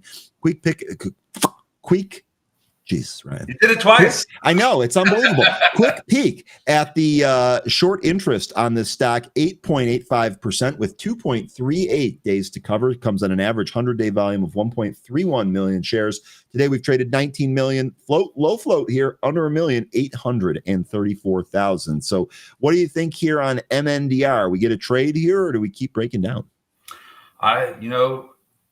That is a great question. If we do go start trading to the upside, here are the resistance areas. Of course, you have those the 9 and 15 EMAs and the 65 and VWAP all up to the above where the price is at right now. Doesn't seem like the EMAs have really provided that much resistance. The 65 EMA certainly has, but the VWAP has been the big problem for the upside here at MNDR. So I think you're right about the 200 EMA. That's down at a support area where it was the price was last night in the after hours getting support before we traded back up to 537 this morning. So that 200 EMA, if we lose that, I think we're going to want to just take a look at something else. If you still feel compelled to trade this after it loses that EMA, maybe there's some support down at around 320, but I think there would be some better things to trade it. All the great moves, in my opinion, happened yesterday and earlier this morning. So unless this starts turning around, I would be careful about trying to trade this one. One more thing, if we look back to yesterday's pre-market, I know we had that big impulse move, but once we went down beneath the VWAP, look at the behavior of the stock. The big test of the VWAP, rejected. Yeah, we went higher in the after hours on the news, came back in, broke beneath the VWAP, tried to test that VWAP again in the pre-market, rejected again. Let's see what happens in the regular session. Don't be careful if this thing peaks itself above the VWAP. To me, it sure seems like VWAP is resistance here, not a breakout buy spot. Okay, next stock on the list here, NVRI. This is Enviri. Enviri shares are trading higher after the company announced a $3.04 billion clean earth sale to Veolia to spin off its new Enviri business. We're getting a spinoff here. $304 billion that popped the stock up to what looks like, what, 21.65. We are holding higher here by 40%. Unlike the last stock that we look at, our pre-market formation actually looks pretty decent. We retraced part of the impulse move. We held and didn't break down. We set a higher low shortly after that. We tested the VWAP. We traded along the VWAP before finally busting through the VWAP. Now it looks like we're going to try and peak higher. We'll see if we're able to do that here. Short interest on this stock, 14.98% of the float shorted with 13.89 days to cover. Now that days to cover comes on an average volume of 1.22 million shares. Today we've traded 2.13 million. Float here definitely thicker than some of our regular movers at just about 65 million shares. What do you think here on NVRI 13? This has the possibility of performing well for us today with the high short interest and the high days to cover. Company does have cash and they have revenue, but they, they're not profitable. But if based on the amount of cash they have, they still have at least 5 quarters of operation before they need to do something about capital. 60, just shy of 65 million shares traded, so not the smallest float, but not too large either. Right now, it's we just got a nice green candle that moved away from the VWAP, and if this continues into the open, we're going to have the 65 EMA continue to approach VWAP. And sometimes when that happens, we tend to get a big volumetric move to the upside. So that'd be something I'd watch for as the 65 EMA approaches VWAP. What we don't want to see after the open is a loss of the VWAP. That would put some pressure on that potential upside movement from the 65 EMA coming up to and crossing VWAP. The high that we had here, 2160, looks like it's shaping up to try and test that later on in the regular session. I don't think that we're going to get that prior to the open, but that's what I'd be looking for to go to. At least 20, maybe 2160 is possible. But as soon as that 65 EMA starts to get really close to the VWAP, as long as we're still trading above VWAP, I think that we might get a nice upside move. Just can't say for sure how high it would go. Okay. All right, cool. Well, that's pretty actionable. We'll see if we get that. There is your trade plan on this. Next on the list here is going to be SHPH. This is Shuttle Pharmaceuticals. It's popped in the after hours yesterday, came back in a little bit today, had several pops on volume here in the pre-market. Let's see. Did this have reported Tuesday? They filed to sell shares for common stockholders. There's just this S1 here. So, okay, I don't really see anything that would necessarily be driving this to the upside. It just kind of looks like trading action to me. 13, maybe you got something different. Quick peek at the short interest on this one, 12.96% of the float shorted on 1 day to cover. Comes on an average volume of 226,000 shares. Today we traded 2.65 million, floats 1.04 million. So maybe it's a mover. What do you think here, SHPH? Yeah, so I don't know if they actually have already sold those shares or not. I think we would see another announcement that they did. So that's just a filing. So I think that just kind of puts it on the table, like it's going to be there. Now, this is also a company. I think they did regain NASDAQ compliance. So they were already going through those motions of having to do that because I'm pretty sure they had to do a reverse split.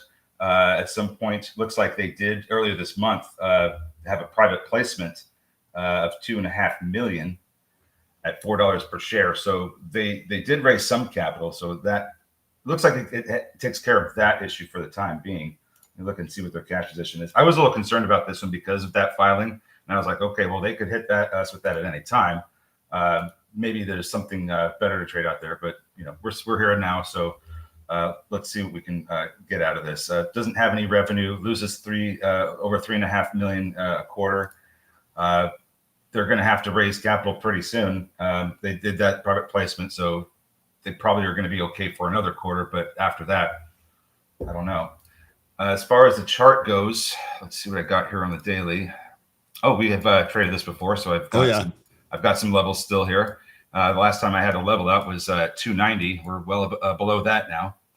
And we have only gone up to 250 this morning. Looks like there is a bit of a downtrend that we could draw lines for. And see if we end up, even breaking these trends. But I really don't know about this one, to be honest with you. If this is going to see some upside, there's some resistance not only with the trend line but with the 220 area where we were getting support in the after hours before we had the large drop the pop and drop this morning. And if we do manage to get through that, then I see resistance at about 235. Okay. All right. Good stuff there. Yeah. I don't ever recall having a great trade here with SHPH in the past. So we'll see. Okay. Yeah, you just got to look at the daily chart. It just, whenever it opens high and then it just sells all day. That's really what it looks like has happened the last several times we had these pops.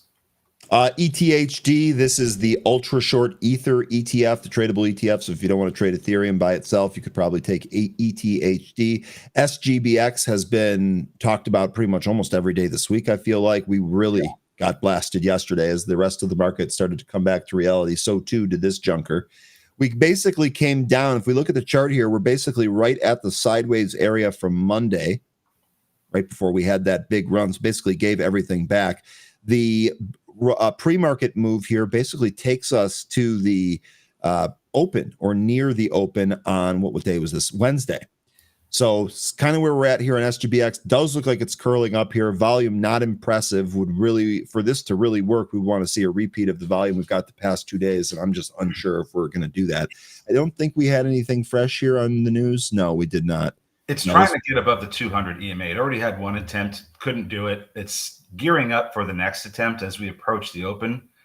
It doesn't look like the volume is really great, like we're going to get up there. So maybe treat this with a little bit of extra caution and watch what happens around VWAP. It's still above VWAP right now, but if it loses that, then I think it's going to fall beneath $4. Okay. Also, one more thing I wanted to mention here, Telomere. This is a stock that we have traded before. I actually do own a little bit of this, but it's just a handful, and it's basically just forcing me to keep my eye on the stock. We popped as high as 160 early, and we're bleeding almost all of that back. In fact, we closed here at 139. We're now at 142.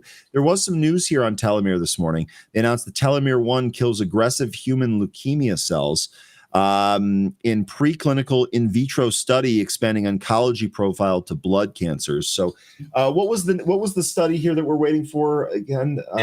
It's the big thing that I'm waiting for with this is the IND. The IND. That's what it is. Thank you. New drug that they are going to meet with the FDA about, and that's going to be the prerequisite to getting started on all the clinical trials. They want to start clinical human trials next year in the first quarter. So their plan right now is to meet with the FDA with a pre-IND meeting and then have the formal IND submission thereafter. They're supposed to be doing that this year, and there's not a lot of time left. So as long as they stick to what they said they're going to do, we should see that FDA meeting happen pretty soon. Okay. In the meantime here, we see this a lot with Telomere. Some of these PRs that aren't the important one that we're waiting for, they pop and it comes back in. So definitely don't chase that pop. Okay. 13, was there anything else on the list that you wanted to cover here? It's nice to see Ondas maybe trading up a little bit after the blasting that it took yesterday. Some of the other spec names, but there's no new news here on this. Was there anything else that you wanted to cover? One thing that has been working very, very well, even on days when I just don't know what to do and I need to find, and I want to find something to trade that I know is going to work, RGTZ has been absolutely fantastic. Rigetti probably, like I said, it's not, I don't think it's a fake company. I think it's an actual company, but it's not anywhere near the valuation that it's got. So I think that it could continue to come back in. There may be days where, tries to back test some previous levels that can understand that. But, this has been a great trade for the Rigetti to the downside. So RGTZ has been getting lifted. And remember, people in here have been trading this since it was in the single digits. And here we are in the pre-market this morning hitting 35. So this has been a real fantastic name to trade. I haven't been holding this overnight just because don't know what we're going to get some days, especially with the illiquidity in the market. So this has been a great day trading vehicle. Okay, good stuff. Cam's asking about CRML. Cam, it sounds like you're underwater on this one, man. This is from the metals trade that we had. Look at this chart, dude. Yep. Look at this chart. I mean, I can't give you my advice. If I'm looking at a chart like this, if I don't have a long-term view on this, I cut this weeks ago. I cut this. There's nothing going. This is junk. This is junk. It's in the trenches. Indeed, it is. I wish I had something more for you on this. I really do. And I don't mean to sound like negative Nancy over here, but good Lord. It had some news on Tuesday about a company, Ningi or Ninji. I'm not sure how it's pronounced. Ninji, yeah. Research issuing a report stating that they had a short position. So there's some downside pressure to this one. Now, I think the saving, the only thing that could really save this is if the U.S.-China tensions over rare earths starts to really ramp up again, and all the finger pointing and this and that starts going back and forth. That could cause a lot of these mining stocks to come back, but I really don't know that you're going to get the levels that this one went to. I mean, this ran all the way up to 32. We're now down to 723. I don't know that you're going to get those high 20s, 30s prints again, maybe ever again with this one. So sorry for the bad news. It looks like you are going to potentially get some support down around the 6s from all the sideways consolidation, but I don't even feel great about that. This is not one to hold right now, but the only thing that could really get this going again is what I just said about the tensions between the U.S. China trade. Just like the Oracle and the Matrix, I hate giving good people bad news, but it is what it is. So have a cookie. Have a cookie. Exactly. Yeah. You'll feel right as rain. Right as rain. Okay. All right. Good stuff there. Nice little improv Matrix stuff there. That we'll take that any day.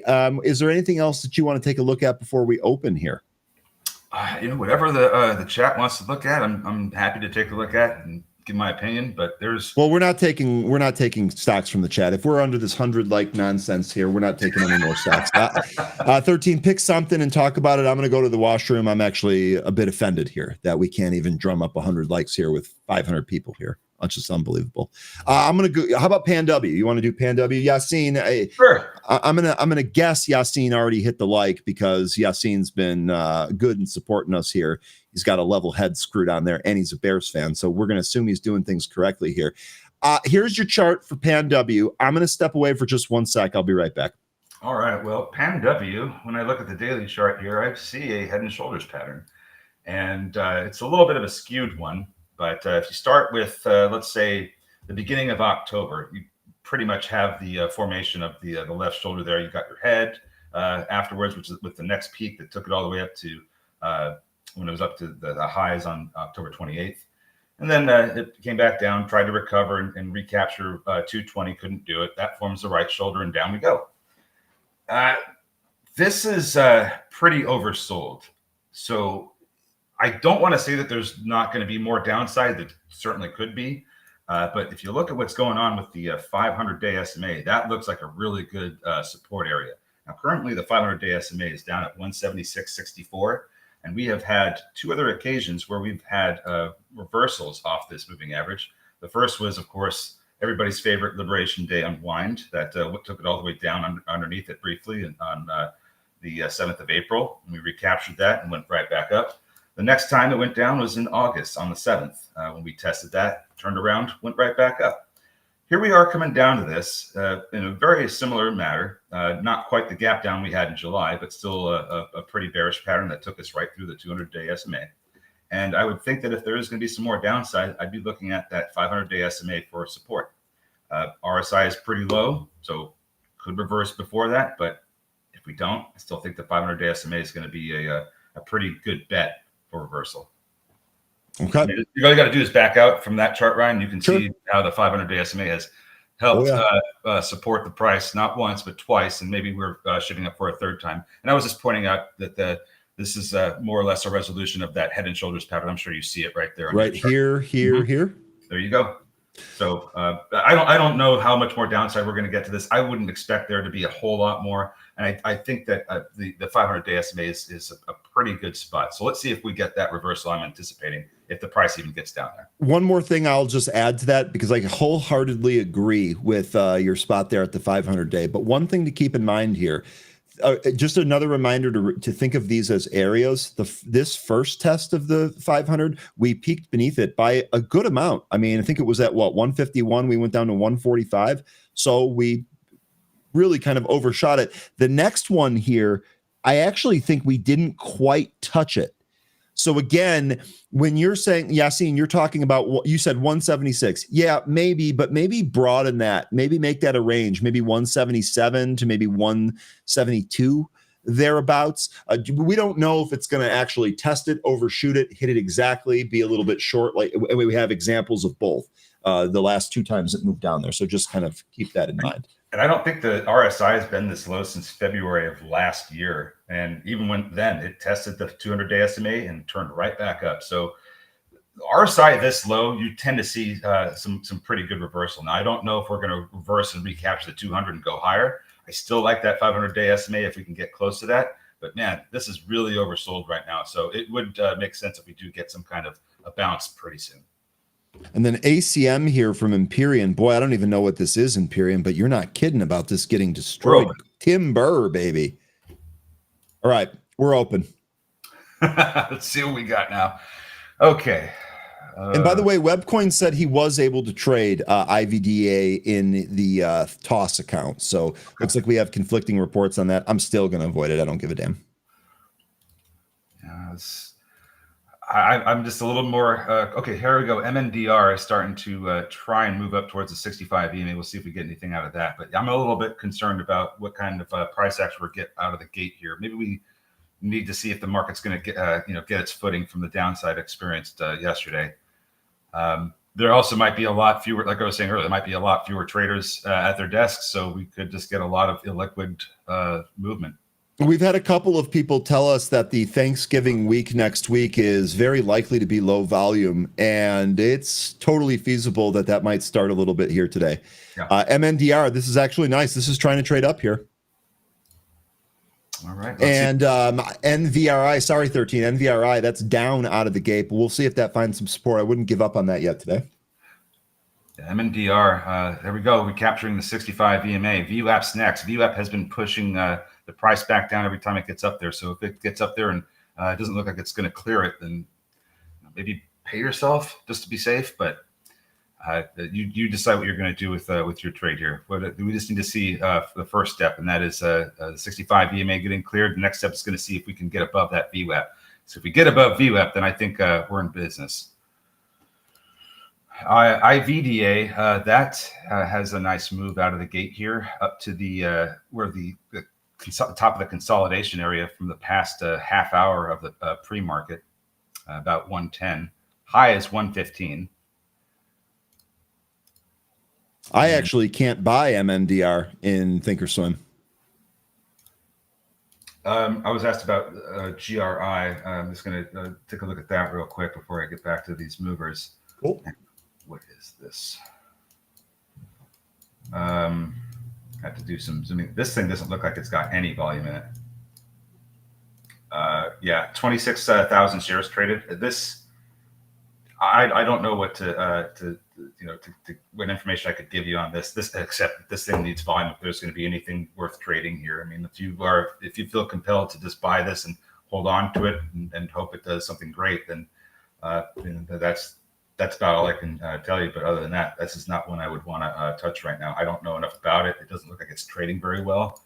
So no opinion on this one, unfortunately. Sorry. Real quick here, tech turning up a little bit out of the open. Google straight up out of the open. It's mitigating a little bit now. Apple, PanW, Palantir, Netflix, and PayPal even, although I wouldn't even count that a tech company at this point. So some of these tech names are trading up out of the gate here. The one thing I will say, maybe we do get a bounce back here today, but I would still say try and exercise some skepticism and caution just to make sure you don't get caught in a trap. It's a trap. Don't be Akbar today. Don't be looking at your screen and then all of a sudden realizing too late that you are trapped. 65 MNDR pulling back. Sorry.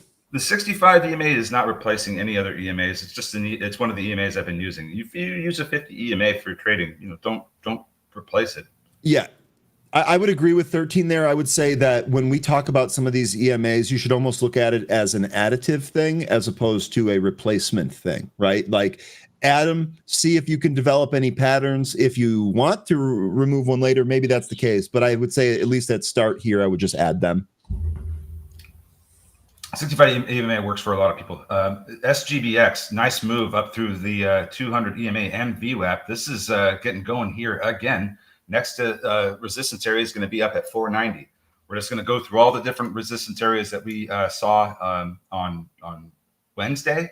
They all worked. This is one of them. The next one is going to be 575. That's we ran right up to that just before before lunch actually hit, and then backed off. Tested the 65 EMA, then we ended up blowing through it later on in the day. So maybe we'll end up seeing some more of that with the SGBX. So 490, next resistance area. Okay. Good stuff on that 13. We'll see on SGBX. Let's see. What else? Did I miss anything here from the chat? Nope. Okay. I will, Shady. I will. I'll write it down.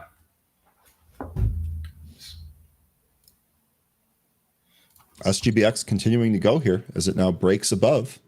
Nice. All right. Well, looks like we got one winner so far. Yeah, I'd like this to move a little bit more. 466 looks to be that high spot. We'll see if we go back up there and challenge that. There we go. There we go on SGBX. There's something. There's something. All right. Got something there. Fantastic. I was a little bit concerned that we weren't going to really get a whole lot today, and right out of the gate, we got an whole ex-girlfriend. So yep, and I'm in that there. I raised my stop right here, so I'm going to try and let this run because I'm not sure how much we're going to get. I got it 155, by the way. So we'll see how much we get here. So Zeal with Rocket Lab, for me, this is going to be one that I want to slowly accumulate and just hold for a longer period of time. It's going to have to be up to you where you want to start adding. I've already begun to, and I just slowly do it over the course of maybe 6 months or so. But I don't know that this one has finished selling. It seems like it's turning back up given all the downside it had yesterday. I don't know that I'd necessarily be adding into this upside move. I think I'd wait for some lower prints. There's still a possibility this can come back down underneath 40. Okay. So it's going to have to be a little bit of a plan that you come up with your own. Really quick, sorry, 13. Stopped out 469 on the move on SGBX. Might not be done with it, but we're 1 for 1 here today to start. Oh, you know what? I'm sorry, guys. It only went up to 489. I was a penny short. So call me Zunaid. Oh, we'll take that. We will take that. Yep. So, but I do believe Rocket Lab is, eventually going to be a really great company. It's going to follow in a lot of SpaceX's footsteps, and they just really need to get that Neutron rocket going. They were supposed to have it tested this year. That's getting pushed into next year. As soon as they get that, with regular commercial launches, I think you're going to see a lot better performance out of Rocket Lab.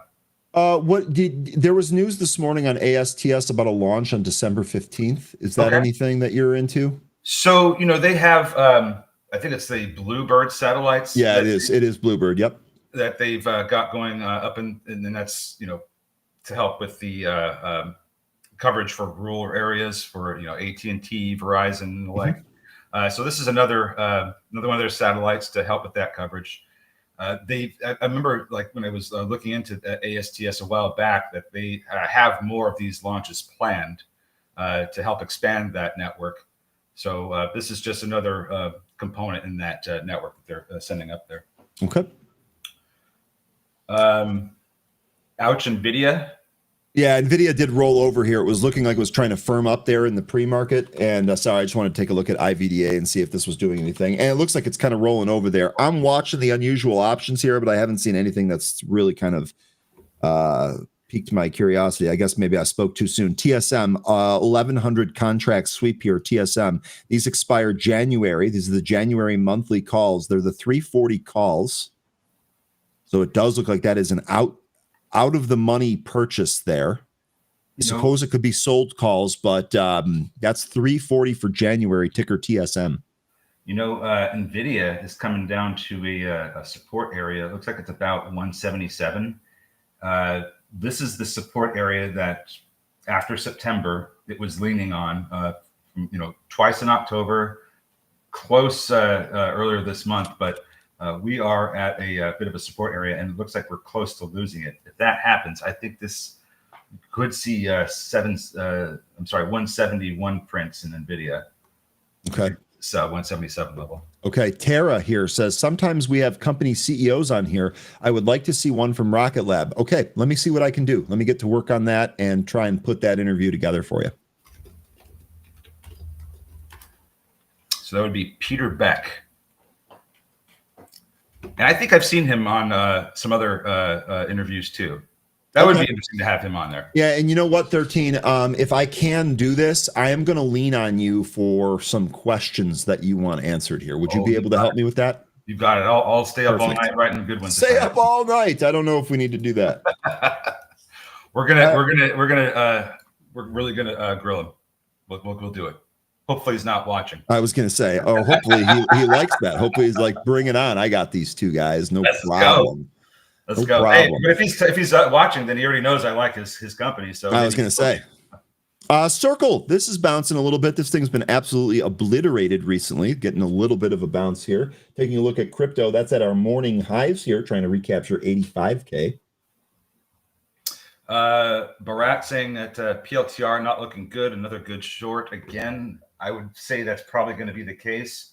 A lot of these really high extended flyers need to come back in. Palantir is no different, especially when they have like these really wildly high valuations. Wow, we lost 160. Okay, that was a big level for me today. So if we can't recapture 160, my thought now is that we are going to see the underside of 150. I don't know how soon. 148 is the next support area I have prior to the 200-day SMA.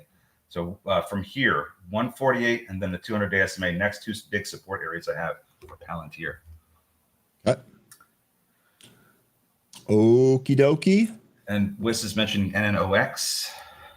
NNOX. Let me do that here. That's nano. Oh, look at this. Okay, so here we go. We got some decent movement out of something. Oh, yeah.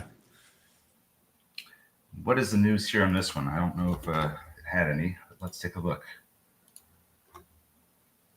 They had earnings yesterday. Now, I don't see anything today or the after hours, really. So maybe this is just, I don't know, is this some continuation? Because we did get a good move yesterday off of this, came back in, and now we're trading higher than the high from yesterday. And maybe if I say the price that it went up to just now, wisdom will show up. Uh-oh. Really quickly here. Oh, that was a closing order. Never mind. SHPH, this dropped out of the gate. It's consolidating down here, looking like it's starting to put in some kind of a bull pennant or a bear pennant, bear flag. I think there's going to be some more downside with SHPH if we can't recapture the VWAP. So I think I'd be careful with that one. I don't know if there's going to be a good trade there or not. Real quickly here. Unusual option trade, ticker CCJ. We had 1,004 calls bought. The 90 calls that expire next week. Those have to have been sold. I got to think. Anyway, big sweep there. 1,000 contracts. CCJ, 90 calls. I don't know. Maybe a sell there. 4K off the low. That's to keep an eye on for risk on off with BTC. I haven't even looked at BTC yet. Do we hit go under 85K yet? Yes, we did. Actually, the morning low was 80,750, but we are currently reclaiming 85K as we speak. 13. Well, there it is. 85,000 by Thanksgiving. That was a little bit kind of earlier than I was looking for, but we still got it, didn't we? We sure did. Give plenty of discussion there for Thanksgiving dinner there on Bitcoin back and forth. Yep. I think I saw Jamie Dimon poke his head in here. I would love to have a seat at that table or just be a fly on the wall to hear those discussions. Good Lord. IVDA, we're getting asked about how high this is going to go. Right now, it's having a hard time getting over 115. There's a lot of sellers in the way with this one, but it is above VWAP. So as long as it holds above there, there's a chance that this might be able to push up. But I don't know about this volume. It's probably going to take a lot more volume than what we're seeing here to go much higher. Let me look at the daily chart. So this is the one where I thought, okay, this is this is going to have to get above 110 and move away from and now it's 115. And now it's 115. So this is looking pretty good. Remember, I did mention that 119 to 130 area. So the 119, that's the bottom of the sideways consolidation range from earlier this year, October and November. And you have the 65 EMA, which has a value of just shy of 130. So I'm just looking at 130 as being another upside resistance area. So between there and that 10-cent range, you're going to probably find some resistance. Okay. I'm seeing as far as the big stocks go, like Apple, Microsoft, Nvidia, I'm seeing all of these, and CoreWeave, I'm seeing all of these come across the wire here, but these are all, it's calls and puts. I don't know that I can discern a direction from them. I'll let you know if that changes here. 116 as 115 goes now on IVDA. IVDA, yeah, 118, your high print here. I can't trade this, not in it, not trading it, but just commenting on the movement. Looks like SHPH trying to recapture VWAP right now. There's a seller in the way at 197. NNOX pushing higher, now having a high of 422. Not the greatest looking candle right now. This may indicate some kind of reversal. We'll see how it shapes up here. That's a neutral candle. This could either be a reversal or a continuation. So not sure of which direction we're going to go with NNOX right now, but maybe a little bit more caution could be taken with this one. There we go. Looks like it's trying to push higher, and we did get a slightly higher print. And IVDA yanking to the VWAP there. Here we go. VWAP is exactly at 1. Gary mentioning that IDAI is moving. I got to be honest with you. I'm really glad I sold partial there at like 420s or whatever it was in there. I actually will probably re-add some of this if it comes back in towards 3. But after yesterday's blasting, nice to see a little bit more of a move higher here. IDAI. I'm going to trade this one back and forth, folks. So I will probably always have a small core position, but I might add and sell depending on the movement and depending on the levels that we're at. Right now, I'm in the position where I'm waiting to re-add back. So this is probably going to be a bit of a tough day. You know, it doesn't feel like the volume is really in a lot of these names. And we were prepared for this. We were prepared for this. We talked about this. So you know, if the choice that you're making is to maybe even sit on your hands today, you know, don't feel bad. I think that it's probably a really smart move, to be honest, because it looks like a lot of these things that we're looking for here are only halfway working out. Here we go with SGBX. This hit that just shy of that 490 level that I mentioned, and it reversed. And now it's down to the 65 EMA after crashing through all the other levels. That's why I was raising my stop on this 113. I've seen this story before. Also, that IVDA broke. Yeah, and I made money. That's right. And IVDA broke to the downside here. Okay, so 118, just shy of that 119 area. Though. So again, a penny. Man, you know, where's Zunaid at? We need to get that butter chicken guy up in here.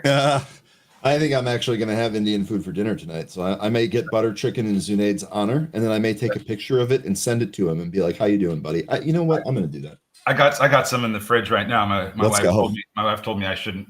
She doesn't want me touching it. There's a new Indian restaurant that actually opened up around me. I'm going to try for the first time tonight. That's awesome. Let me know how that goes, because you know, I'm always down to hear about new food places. If it's a chain out here, then I'd be interested. Yeah, as far as like me personally, I'm definitely an introvert. I'm a homebody. I prefer to stay at home than to go out. The exception, restaurants. Going out to eat, oh, it is so much fun. I absolutely love it. So my friend and I are going to have some dinner tonight. So we just got some S&P Global PMI numbers here. Composite services and manufacturing. Looks like some are under the estimates, some are above slightly. So more or less, they're pretty close to being in line. PMI. It looks like that's having somewhat of a negative effect on the market, but I don't know that it's going to pull this market too far down. Bharat saying fading the pops working big time. Remember, we had a discussion here about whether or not we're in buy the dip or whether or not we're in a new phase now where buying the dip is not the right move. And if the pops are getting faded, Bharat, then it sounds to me like maybe that is changing a little bit. Okay, so let's look at some of these movers. What's good with them? And OX, that's been the best one this morning. hasn't shown signs of turning around quite yet. Rooster, nice job scalping RGTZ from a 30 Nice. handle. You got a 2-point move on that. Good stuff. Peter, we talked about Amazon early before the market opened. We had 212 as the support level that we're looking out next. What's Amazon at? Amazon went 215.27, your low print here today. So still think there's a support level 3 points lower than where we're at.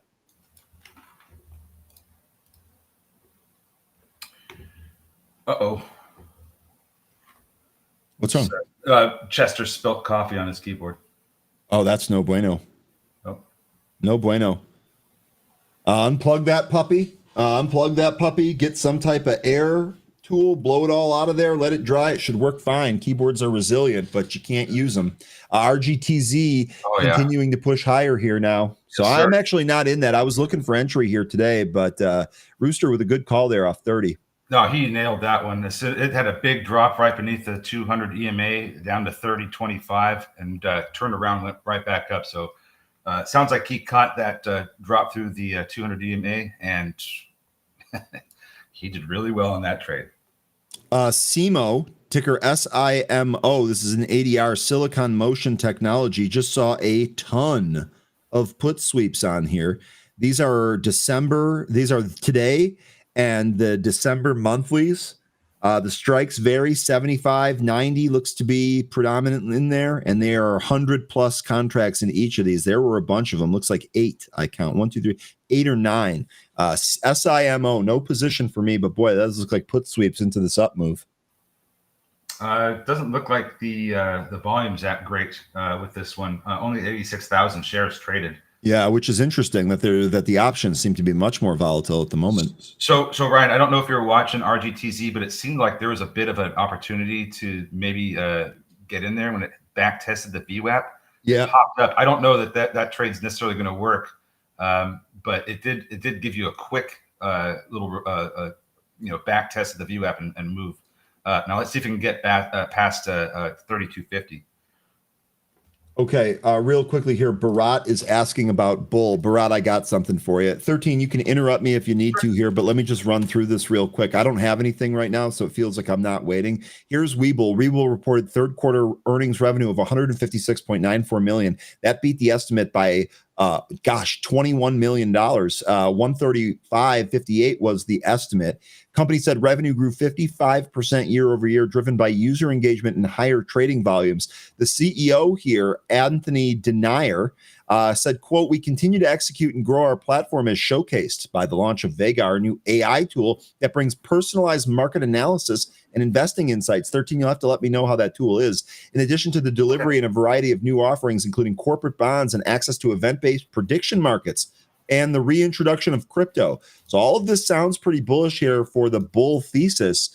How's that stock doing? Let me go back to the platform here. And I threw that article, if you want to go through the entire thing, in the chat for you. You know, it seems like it doesn't want to fall beneath 8 for the time being. 8 has been really putting in the support ever since it got down here on Monday.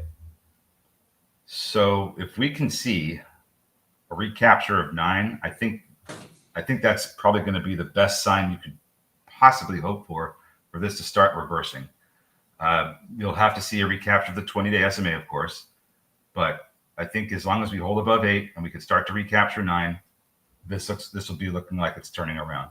I don't want to make a prediction that it's going to do that right here, even though RSI is really low, but I'm just saying that I would need to see some steps first. Yeah, so I'm with you on that here. Jay saying, Jay Kobas saying, bull gets no love. See, Jay, that makes it interesting to me. When this thing is just so exhausted from selling, that's going to be the time to buy. Jay, I just gave you the article there. Didn't they miss revenues? No. The revenue was 156.94 million. The estimate was 135. They beat it by $20 million, 21.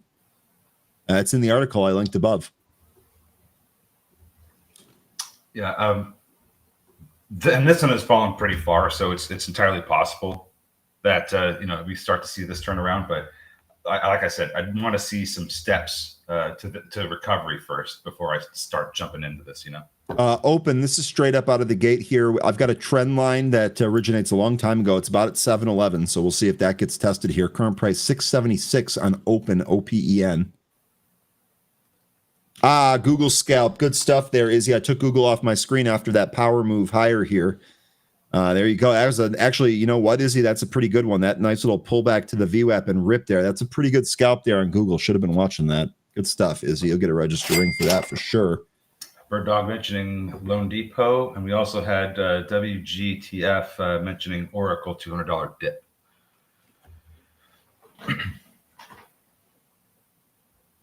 Market's coming back up, says Matt. Yep. It's still like, if you look at it here, though, here's again, just kind of relative here. If we take a look at where the SPY is, it's back up, but it's back up to that pre-market level that it couldn't take out. And it did try to go higher multiple times. So maybe this is different here. Looks like what, 657, the spot to break? Let's see here. Let's see what we got on the daily chart. Or actually, no, let's look at 5 minute. NASDAQ actually now breaking out of those pre-market highs, or trying to. We'll see if the SPY follows here. Yeah, so let's see what happens up around 658.30.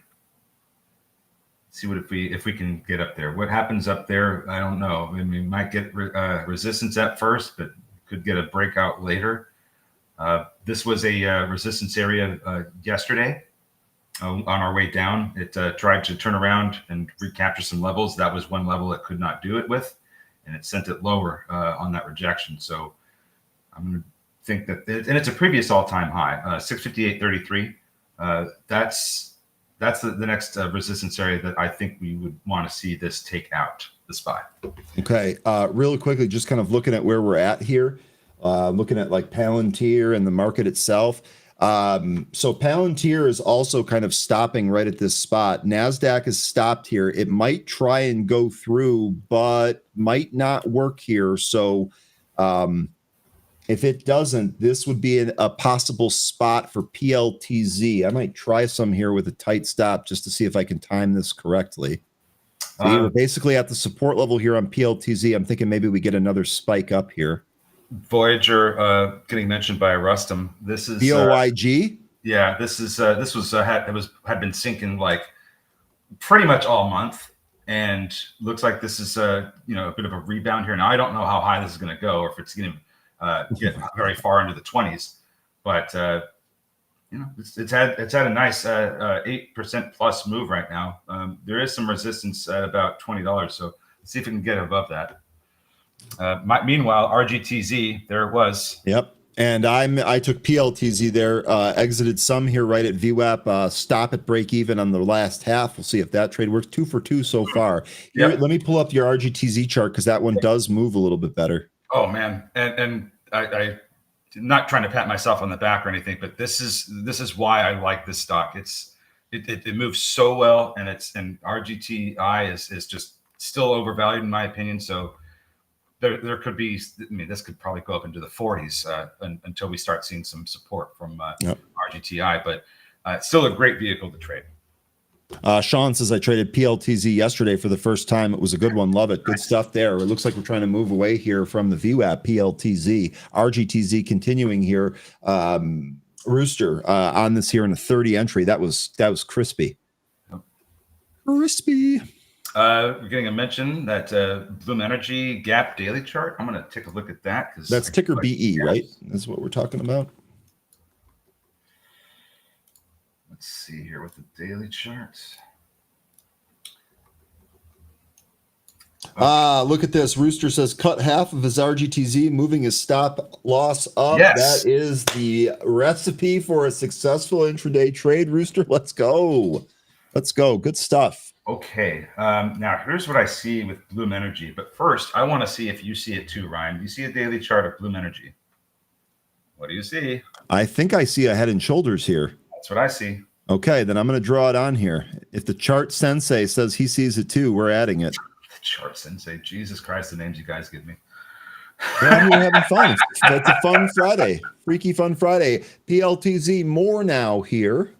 I get the sense that if we're going to see a resolution of this head and shoulders pattern, we're going down to the 200-day SMA. There might be some support at 60. There's probably going to also be some support at 80. But it looks to me like this could get cut in half.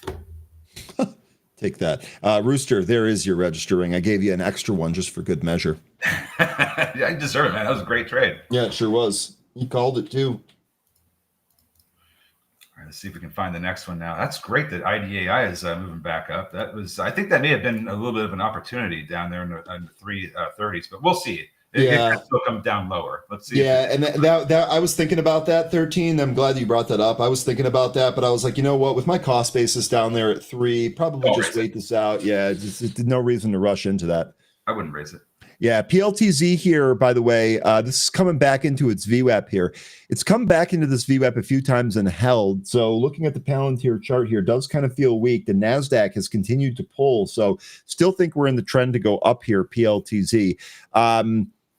Yeah, you know what? I'm going to raise my stop to 1 cent below VWAP here at 849. Okay, so if this really just kind of comes back in, the rest of my shares will be gone and that'll be wrapped up. But for right now, we're going to kind of wait and see if we get a push higher here above 875-ish. And we have WGTF also mentioning that MNDR, the low floater, is back up here now. We're testing the VWAP again. So this is back up in the same area that we were at after the open. This is where we're going to have to, get through VWAP. If there's going to be any upside, I think this is the time where we need to take out VWAP and start trading above it. So let's see if it can do that. We have some sellers in the way at 425 and a bigger one at 430. Going to need to see the volume to get through those guys. But if we can get back above VWAP, I think we'll see some better trading happen here with MNDR. Well, I got stopped out of the PLTZ trade 2 for 2 on the day. Fantastic. Making some of the money to pay for my dinner tonight. And you know what, folks? I think that Ryan's really on to something about the way you may want to consider your risk tolerance here, your protection. He's setting stops in these names. As soon as I enter the trade, I put the stop in 13. Because we're not sure in a day like today how much we're going to get out of this, and so having that stop out there is going to really protect you from the potential downside that might come in a flash. So as he gets this upside movement, Ryan, I'm sure you're raising your stops, aren't you? I've did it on both of the trades that I've done here today. Exactly. I think that's probably the best way to go about handling the price action today with a lot of these names, because it's looking like there's a lot less volume, a lot more liquidity. You're probably not going to get the exact moves you're wanting out of the stocks you're trading. So have those stops ready so you don't get your positions or your account hurt.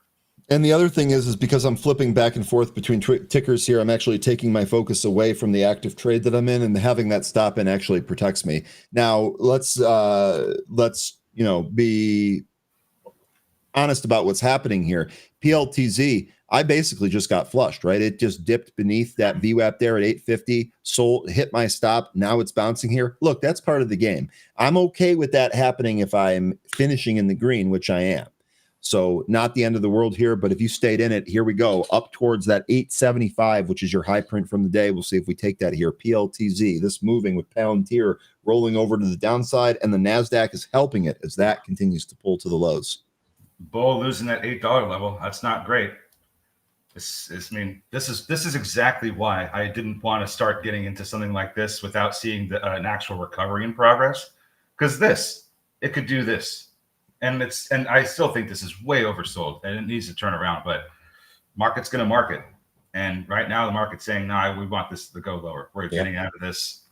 That new feature is not important to us. We don't care. We don't think it's worth sticking around in bull right now. Or at least not right now. It's just, it doesn't look ready to go right now. Mm-hmm.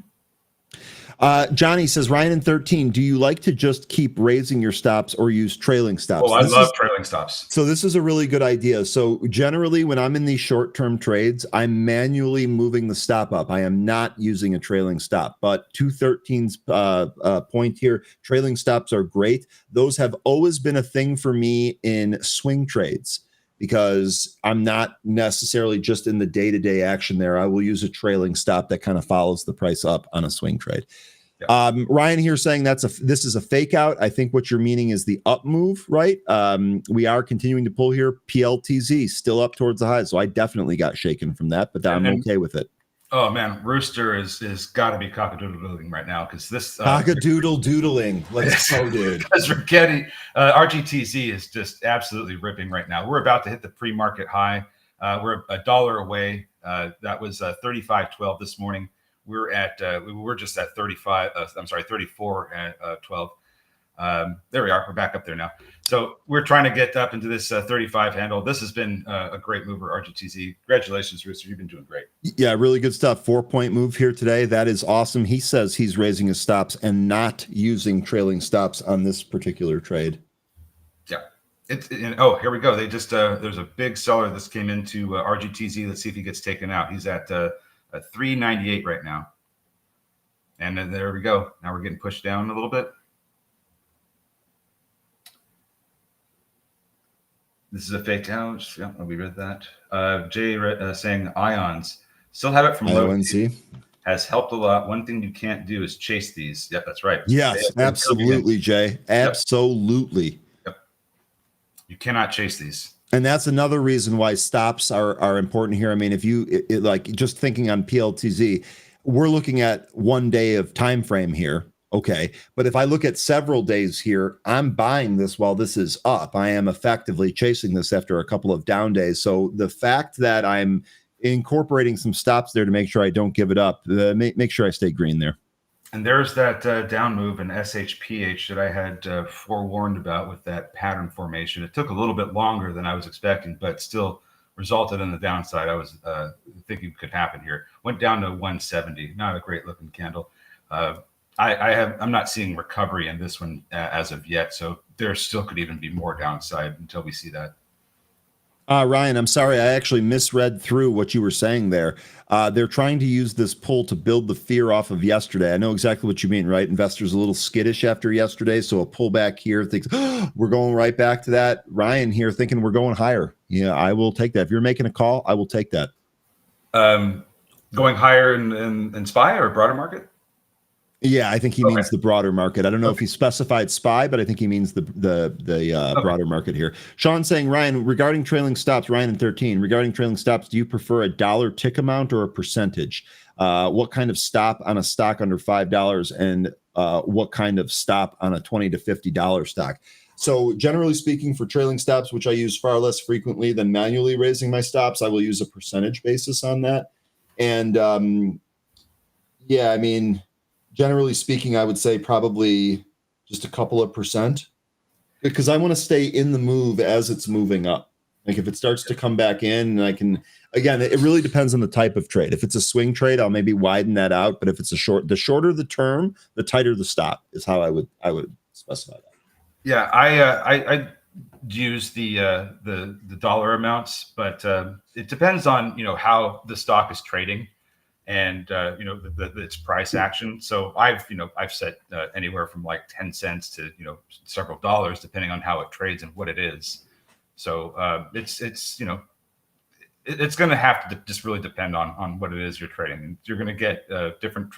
You're going to set up trailing stops differently between these penny stocks versus a real company like Microsoft. So yeah, it's just going to be based on how it trades and what kind of size you're dealing with. IBB and XLV says, Kathy, boy, I tell you what, Kathy, you've been on that same theme for a while here. It's awesome to see that working for you.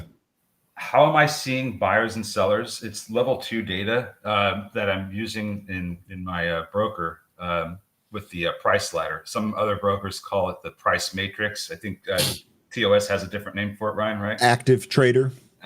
So if you have that data subscription, or if it's provided to you by your broker, you should be able to see the different positions hanging out there in the different prices on your active trader or your price ladder.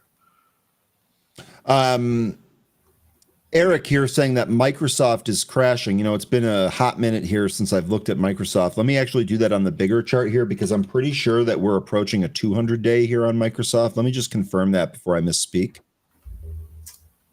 That's perfectly. Oh yeah, you're right. We are. Okay. So Oh God! Oh, we're way closer than I thought. Okay, so here we go. So Eric here mentioning that this is crashing. It's down 1.6%. So I'm not going to fight you on the terminology, but it's only down 1.6% here. The key level here for Microsoft 466.5. What does it do here at this 200? Does it find some support or overshoot it? I'd watch what happens here, and then I'd also watch today how this closes with respect to this level 466.5. I'm a long-term holder of Microsoft. I'm not worried about this downside. It's every year in the fourth quarter, they go through a lot of free cash flow, and then they get that back in the beginning of next year. So this is a time where Microsoft is going to be turning down. I think some of the levels that we've talked about in happy hour have been like 444. I don't know that we'll get that low, but it's certainly possible. It wouldn't surprise me if we ended up getting down to the 500-day SMA and finding support there. But I have a long-term prospect on this. This is, just another buying opportunity for some people. I think Microsoft's going to be fine long-term if you're willing to weather the long-term outlook. This will be fine in the future. Yeah. Tyler says he's buying Microsoft here at this position, and Wiss mentioning EPSM. This is now above the pre-market and intraday highs from yesterday. Fantastic. I wasn't expecting to have this good of a morning today. Yeah, but so my expectation was that we kind of move lower. What I had said yesterday on happy hour is that we're a little bit weak in the pre-market, and then we move lower out of the open, and then maybe finally catch at 645 on the SPY. Doesn't look like we're going to do that, but I'm not ready to write anything off here today. 13. Anything can change here. Yep. As we've seen before on a Friday. Now, the other thing to keep in mind is that the last 2 Fridays have been green days after the previous Thursday sold off. So if we keep that pattern up here, green close, that makes a lot of sense. We're barely hanging on to green right now. SPY's up 0.15%. Yeah, and I think the thing that I was concerned about was the illiquidity. That was my big concern. Yeah. Today. I didn't know with maybe people taking off early for the Thanksgiving holiday week. Yeah, that makes sense too. Yeah, because typically when you don't have the traders at their desks, you get a lot less follow through on some of these volumetric moves that we get through different levels, different areas of resistance, and it limits the amount of upside that you anticipate for when you're entering a trade. So that was my whole concern, is that we weren't going to get great movement, and it's been pretty good, especially if you're trading RGTZ. Man, this thing is just absolutely awesome. Yeah, and real quick here, first of all, EPSM, this is one of the reasons why breakout trades really aren't working that well. Look at this. Literally, while I pulled this up, this thing broke the pre-market high, broke yesterday's intraday high, looked like it was trying to break out, but it pulled off that level. Buying breakouts has not been great. Instead, adding on support seems to be doing a lot better here. Pretty Panda says we need this if December is going to be really fun. And again, that kind of goes back to what I was highlighting earlier. We are only down 5%. I know when we go up every day and then all of a sudden we have a down day that's feels like it's outsized, it's a little panicky. Reality is we're only 5% off the all-time highs. A garden variety correction of 10% is a normal, healthy market action. So I agree, Pretty Panda. A little bit of a pullback here right around the Thanksgiving holiday, setting us up for a holly jolly December. I'm all for that. EPSM. So if there is going to be some pullback here, when we're going to want to find support, it looks like 450 could be one such spot. That's been resistance on the way up here. If you just draw a horizontal line at 450 and look at a 5-minute chart, you can see that has been a really tough spot since yesterday for this price to get up and close over. Now today we have a breakout through it. So if this breakout holds, we're going to want to see 450 not get back tested as support and go higher. And it looks like that might be what we're getting a little bit of at the moment, although we didn't quite touch 450 as back test yet. But you can see it right there. Yeah, absolutely. And of course, we've got $5, the round number, right above it. So wouldn't even be shocked if it jostled around in this area. Yep. I was getting a little bit extended on the smaller time frame too. So there could be some selling into this move, but just keep in mind this: the 5 is your next resistance, 450 is your support. It does look like the market is flashing a little bit more weakness here as we lose the 655 handle. Looks like the NASDAQ might also be trying to move towards the lows. Palantir at the lows, RGTI at the lows. So those inverse trades still working here. You know, interestingly enough, Apple bucking the trend here. Apple actually at the highs of the day. Bitcoin also moved up off the lows, but that has since reversed. Not breaking down. Looks like kind of an orderly pullback here. We'll see if that sets up for another move higher. Oh, man. Man, oh, man. RGTZ, huh? Oh, man. Just like that meme that I put in the happy hour chat, like, you remember that movie? It was one of the Mission Impossible movies, one of the more recent ones where he's hanging on to the airplane and it's flying up. That's how I feel like when I'm trading RGTZ when it does this. Just hold on, let them enjoy the ride. Tom Cruise like this on takeoff. Oh man, that just gives me the willies. Any thoughts on CSCO? So yeah, I thought I saw some news this morning. This company and one other were IBM. They are planning a quantum computing internet by the early 2030s. Cisco is going to be one of, aside from quantum, is going to be a very important part of the AI and data center infrastructure. You know, they make networking equipment. One of the biggest makers of network equipment. Yeah. They're going to be incredibly important for that. They're going to be an infrastructure data center play. Oh yeah, one of the bigger ones too. Mm-hmm. I think they'll do pretty well over the long term. Right now, we're getting some downside because, of course, the whole market's come in. So I think that's what you're getting, but it's curling back up. I don't know what your prospect is on Cisco. If I look at it through a long-term lens, I really like it. Maybe in the short term, probably not so much. If this does have more downside ahead of it from here, it looks like you are going to get some support just under 75. There's a sideways area from earlier in November that stands out a little bit around, just under 75. So we'll see if that provides support if it comes down there. Tom with a really good question here. Tom says, Ryan, is there a way in the newsfeed I can have words highlighted like private placement or clinical results that would make it quicker to see? So we actually got this feedback years ago and we opted not to do it because there are fantastic Google extensions that do this to you. And let me see if I can figure out what the name of this one is. Yeah. Okay. This is what you want. Tom, this is what you want. You want multi-highlight. This is a Chrome extension that's also available on Edge. This is a extension that will fit right into your browser that will allow you to create a selection of words that will automatically highlight them in the newsfeed. This is what we recommended before. The reason we didn't develop it ourselves is because we didn't need to reinvent the wheel, something that somebody already did. So for your request here about highlighting words in the newsfeed, my suggestion is to use the multi-highlight extension. Let me know how that works for you. This should be free, by the way, from the Chrome Web Store. RGTZ, I see a seller on the way at 35. Let's see if he gets taken out because, man, this thing is still climbing and we're getting pretty close to breaking over the pre-market high here. All right, really quick question here, 13. Put on your technical analysis hat. For anyone that is not as elite as Rooster that may have missed this trade, I love he's actually putting the hat on. That's phenomenal. For anyone that missed this trade, where would a reload zone be? Would you want to wait out VWAP just because of the impulse to the high? Are there shallower pullback levels that you'd be looking at? Well, let me pull up RGTI as well. Because I'm also going to... And while you're doing that, let me turn off the alarm playlist that my bird is being forced to listen to. 1 sec. Okay.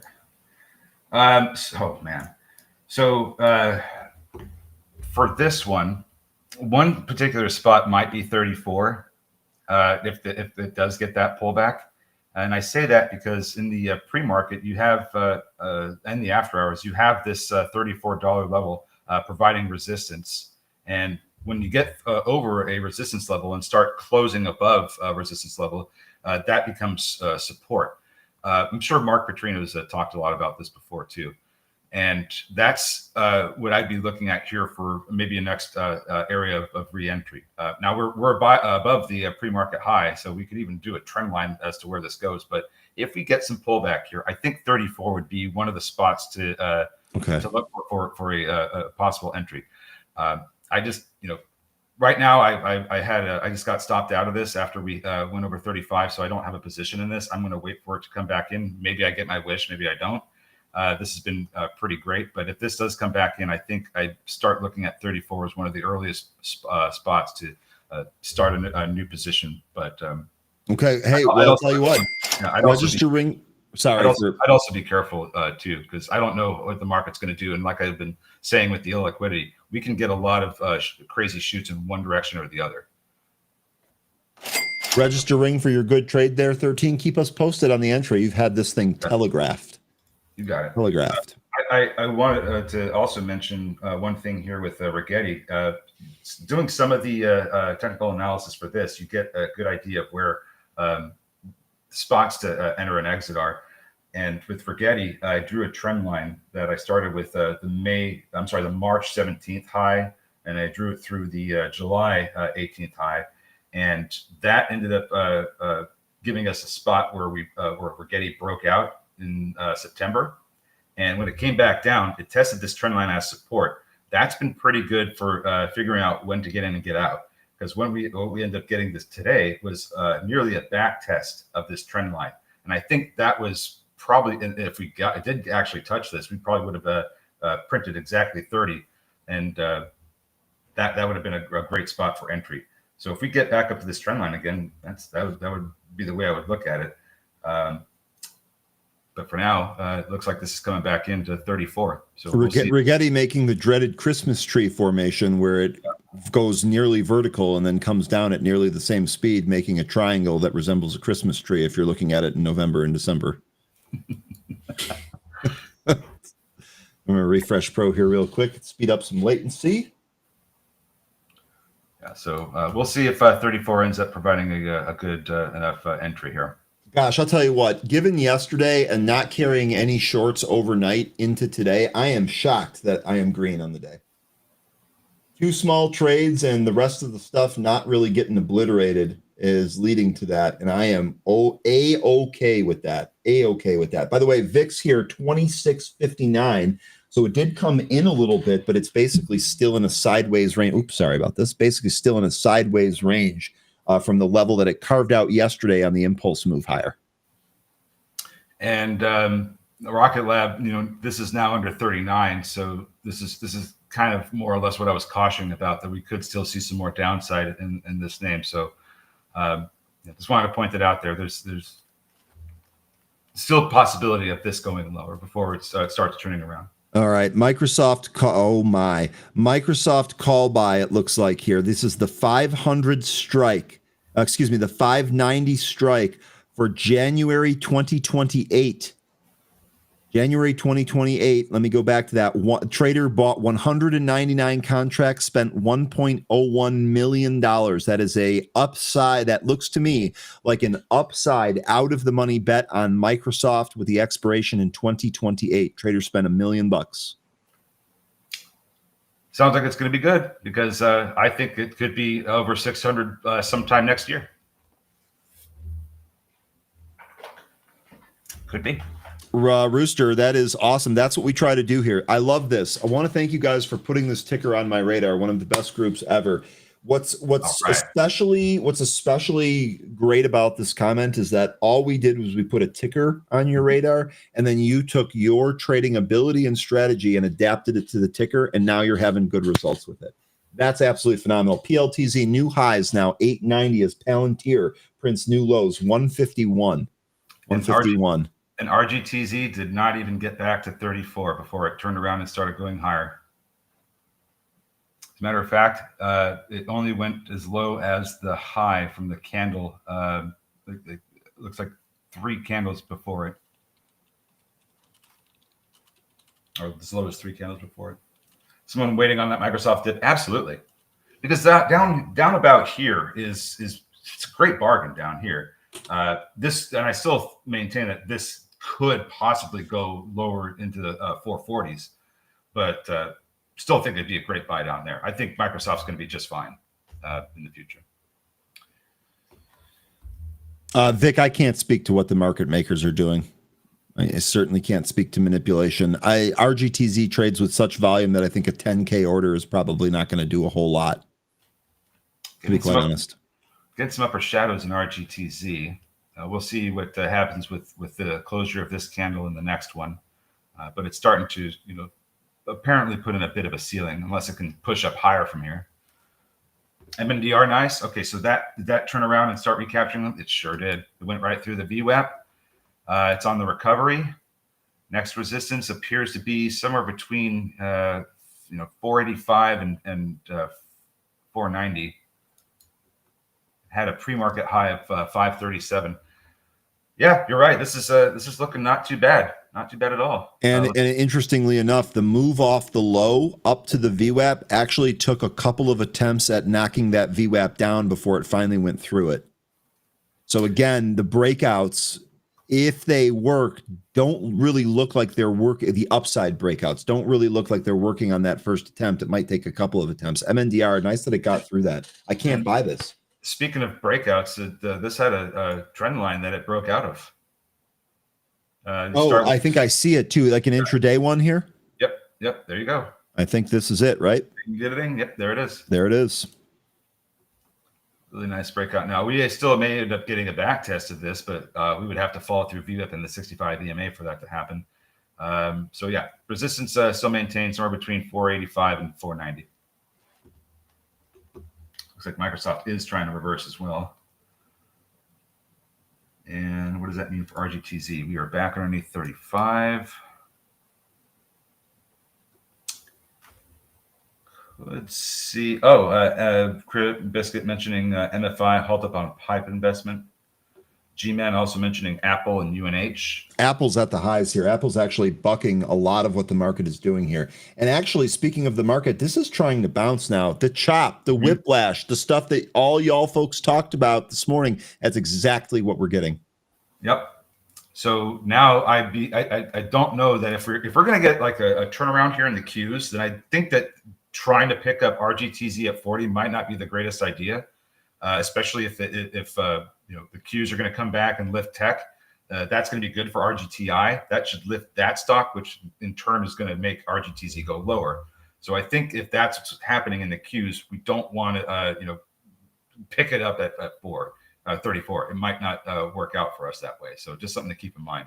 But right now it's still trying to push higher. MNDR, I actually think Market Sniper, I believe that this is Malaysia.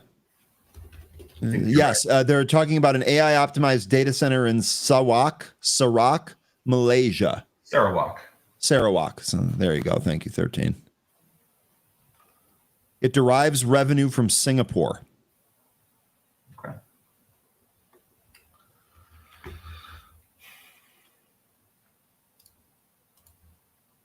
Yeah, MNDR still hasn't quite pulled back yet, but it did get close to that area we were looking at for resistance.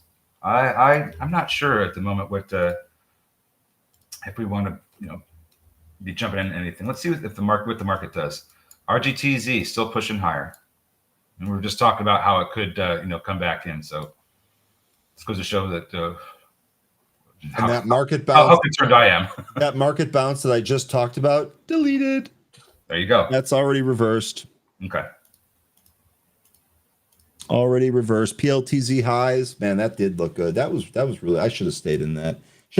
So hindsight's 2020 though. That's what I'm trying to avoid here. I'm just thinking that if you're going to do a half sale here, maybe be a little bit more lenient with the second half, but at the same time, I don't really want to give stuff back if it goes against. So maybe that's all right. Just got shaken a little bit on the pullback to VWAP earlier, but that's okay. Still green on the board.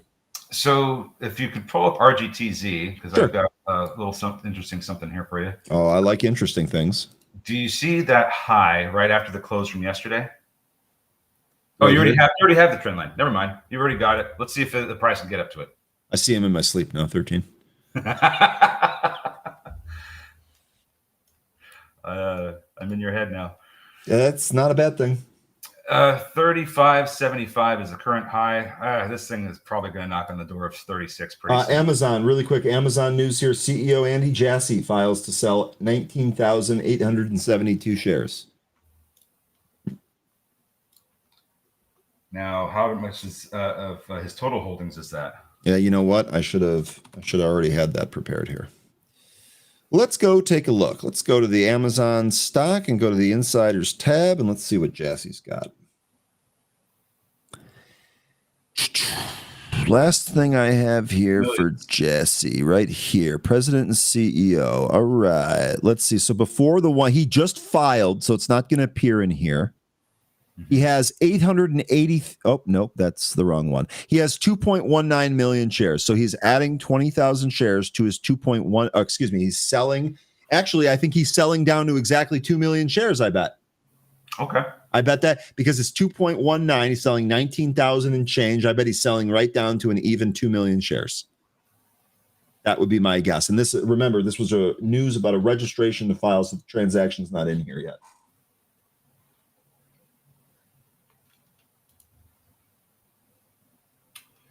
MNDR pulling off of the 475 area that it was getting rejected at, just shy of the 485 we were looking for. Now losing VWAP. MNDR, be careful.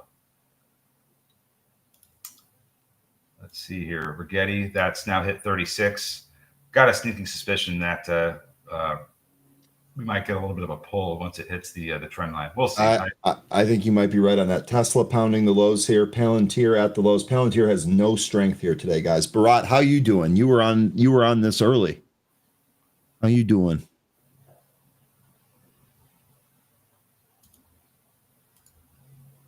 How are people's stock holdings public? Daniel, when you are a C-suite executive or when you are an insider at the company, if you are going to hold and transact stock, you need to tell people. This is not just some random Joe Blow down the street. This is literally the effing president of the company. And that's good, right? We want to know what the insiders are doing with their stock. Yeah. I'm fully supportive of banning everyone in Congress from trading.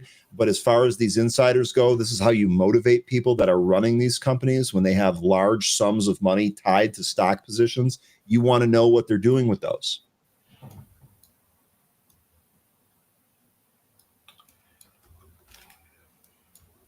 Just trying to figure out what to make of some of this stuff with RGTZ. I mean, we are getting a bit of broadening price action since the close yesterday. And I'm wondering if we're going to see a breakout to the upside, because we could end up with a megaphone pattern here. So we'll see. We'll see. I would like this RGTZ to come back in, because it seemed like it was, and it didn't come down to our 34. So would like to see it come back in for another opportunity. NVIDIA is getting killed. That's probably going to see a lot of exits because of how much money is in there, and I think there's not only profit taking but diversifying, some broadening out into other positions. But I think it'll still come back up. I don't know if we're going to see the highs, but we'll see. Looks like it's testing the pre-market lows here. Tesla. That must have been a closing order there. The 330 calls for 1.3 million, but I think that was a closing order. I don't think that's a new buy there. PLTZ high is above the 9 handle now.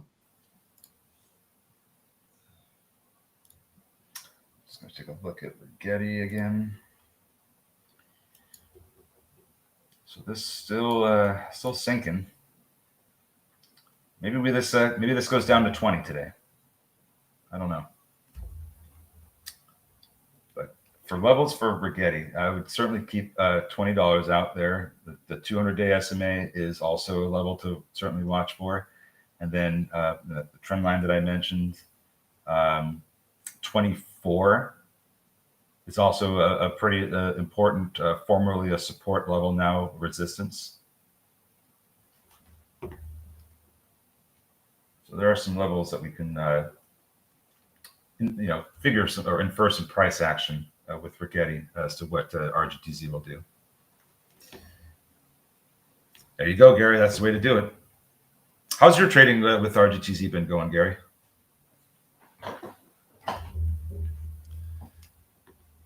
MFI resumed and then rehalted here. It was open for 20 seconds.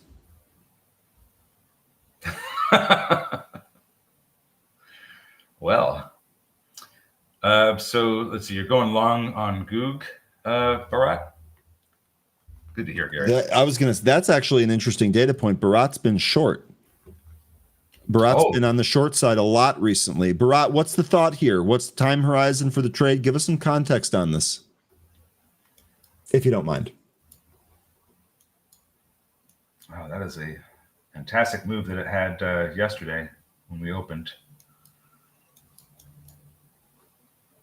So so you're going long here, huh? Not closer to 290. 290 kind of looks like it may have a little bit more support. Just curious. Yeah, we are kind of bleeding everywhere, aren't we? It does feel like that, like the regular market here. I know it's been like a lot of whiplash here, but it feels like it's slowly moving a little bit more to the downside. Looking at Google intraday, I'm not sure I really like this formation that it's been doing since the pre-market. Kind of looks like we have a bit of a bearish pattern here. Kind of looks like a head and shoulders, but I'll say this. If we end up losing 295, I think that we could see some more downside in Google. And that's just GOG, the Class Cs.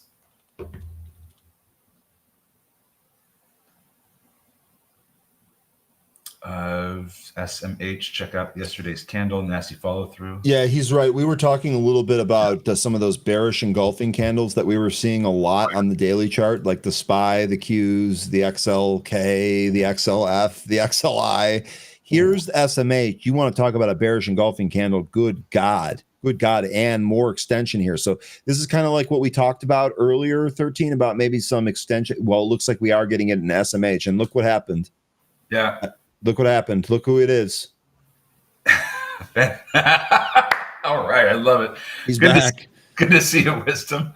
All right. Here we go with RGTZ approaching the top of the trend line. Also, when it comes to SMH, there's a gap fill that it looks like we could certainly fill maybe as early as today, probably if we continue with this downside. That's going to be back from September 17th to 18th. That gap it starts at about 313, fills down around 307. So another indication of more downside, and you'll probably get that fill if we start to get into the underneath 315. So something to watch for. RGTZ, man, got stopped out of this one a little bit early. Couldn't get that reload, but if you stayed in it and you didn't get stopped out, you're doing great. Palantir into the 140 handle. Indeed, Eric. Bharat saying I'm wrong on Google. Bharat, that's why you've got a lot of money, though, because you're able to admit that you're wrong instead of just dying on the hill. Okay, so that pattern that I was seeing did kind of look a little bit ugly. I'm glad that you recognize that and you just did what you had to do. Protect that capital, man. Well and boy, done. Oh boy, this PLTZ, you never got another reload opportunity on that. It really hasn't come back in. Nope, you didn't. H&H Tactical, you recommended Brian Shannon's Anchored VWAP book the other day. Any other recommended readings? Yeah, Brett Steenbarger's book, The Daily Day Trading Coach. If you're going to be active, that's a really good one to get your mental side of it dialed in. And I think we probably, not as much discussion on that as like levels and technicals and stuff. So I'd say Brett Steenbarger's book, The Daily Trading Coach. That's another one that I would recommend. Wow. All right, I'm looking at the SPY, see what we're getting here today, because apparently that news wasn't good enough to lift the market back up. No, we're getting this follow through. So we did not get the week pre-market. We got it. It took a little bit, but now we're reversing. So remember the area that I had given you earlier on SPY, 645, 646 ish, maybe even 645 to 647. That might be a support area. We're currently at 651. So we'll see if this ends up breaking to the downside. RGTZ 37.18 now the high. Remember, Brewster got this 30 on the 30 handle, and we're almost at that trend line, dude.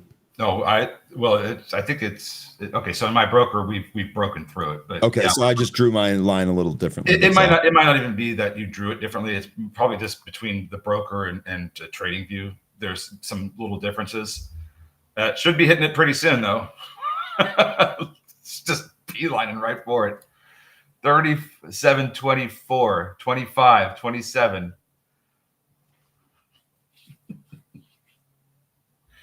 Oh, man. I'm glad I mentioned RGTZ because this thing has just been awesome today. Now, it looks like we are getting a little bit of a support from SPY after it hit the previous all-time high at 649.48. We got almost that exact print. I think we're 2 cents off, 3 cents off from that print. But we did get a reversal there. We are trying to come back up to the 652 handle. I have another resistance area in the way. This is also a previous all-time high, 652.21. That was support yesterday. Might be resistance now. More NVIDIA put sweeps, Tesla put sweeps, BE put sweeps, a lot of put sweeps coming through now as we continue to press the lows. Review the levels on BE. Sure, I can take a look at that and give you some levels on BE. Looks like we managed to, I think we got through one of them already. BE. So I think I was mentioning that 60 and the 200 day SMA is where I would have support next. Maybe there's some at 70, but I really like 60 as a support area. Don't know that we'll see that today, but it looks like we're certainly headed there. And RGTZ is just not stopping. Michael Burry's infinite power is forcing the market to unfold. Do you think he may have shut his company down a little too early? Well, we will never know. We will never be able to see if he covered, will we? And that's kind of the fun of it. That's a great point. Well, oh wow, MNDR, big pop. Sorry to switch. You're good. No, you're good. I smashed the clutch and drop it, but hey, yeah, we just had a big move here in MNDR. Looking for the pre-market high, 537. We're approaching that now that we're tickling the 5 handle here. Bharat saying they are forcing everyone to go short. You know what happens when that happens, Bharat? When everyone gets short, you know what's going to happen, right? Buy the dippers come in and squeeze I everybody. was going to say it'd be an epic squeeze. If everyone is short, epic. Well, that's another reason why I kind of think that we find some, if we do, if the sell-off starts to speed up here, not to say we can't sell off, but if the sell-off starts to speed up here, that's why I kind of think we catch ourselves before we just make like a huge plunge move. And folks, we're going to be going to all access here in 5 minutes. And then when we come back from the all access, we're going to go to Anne Marie. Already? Wow. I mean, hey, when you're having a good time, the time does fly, doesn't it, folks? We had a lot of stuff to get through here today. We had a lot of stuff to discuss here today, and the chat really brought it. A lot of interaction and stuff to look at here. So, yeah, time flies when we do that. I was asked about crazy levels for MFI, and excuse me. I'm not seeing a whole lot of crazy levels. I can give you some where it might go to. Here. Let's call this crazy. 25.50. Okay, that's one of the crazier levels that I see. I don't know that we'll get up there today. This is a big reversal that we're having off the price action from yesterday for MFI. That's the 200-day EMA to 25.54, and it looks like if you draw a bit of a horizontal line at 25.50, or even 26.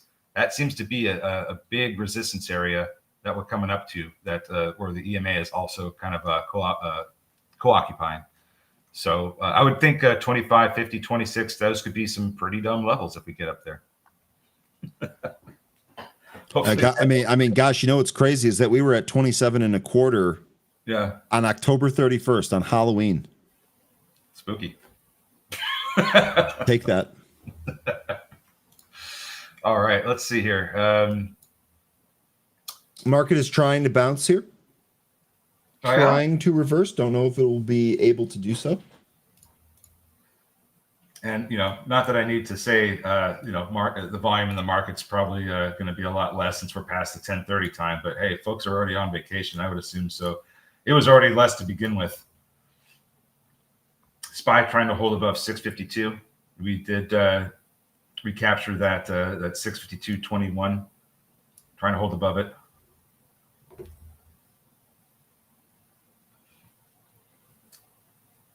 EKS mentioning that Burry started a position in Molina Healthcare. I remember seeing this one before. We traded this one before. Take care, Wisdom. Have a good one. Let me take a look at MOH. See if there's anything interesting here that we can probably figure out about why he took a position in this. Medicaid-related solutions, low-income families and individuals. Okay.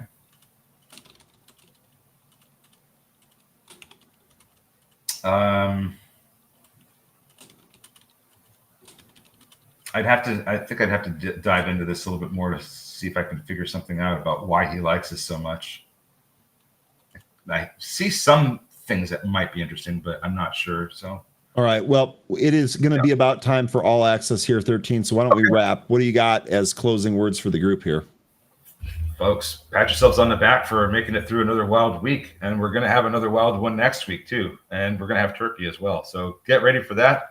I anticipate it's going to be a fun time. It's a fun time with you all this week. So until then, stay safe, keep that capital locked down, and I'll see you next week. Take care, everybody.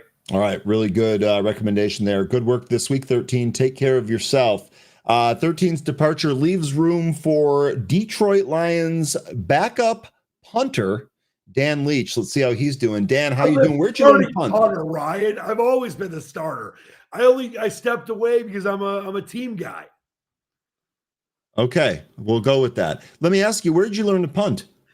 My father, he was a starting quarterback and punter in Country Day. Chris Webber and Shane Battier school. You didn't have that answer ready for you, did you? No, I didn't, but that makes a lot of sense. You know, Joe Theismann used to punt too. He was a quarterback. All right, what do you got coming up here on All Access, Dan?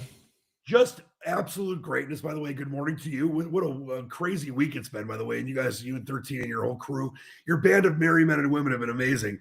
But I'm very excited to talk again with the CEO of iQSTEL, Leandro Iglesias. Very excited about that. Okay, amazing. Without further ado, take it away, Dan. All Access starts right now. Thank you, Rye Guy. And hey, Zingers, and welcome to All Access. I've got a wonderful guest for you today. It is my man, Leandro Iglesias, the CEO of iQSTEL. Their NASDAQ ticker is IQST. He's joining us for an exclusive talk today. All Access starts right now.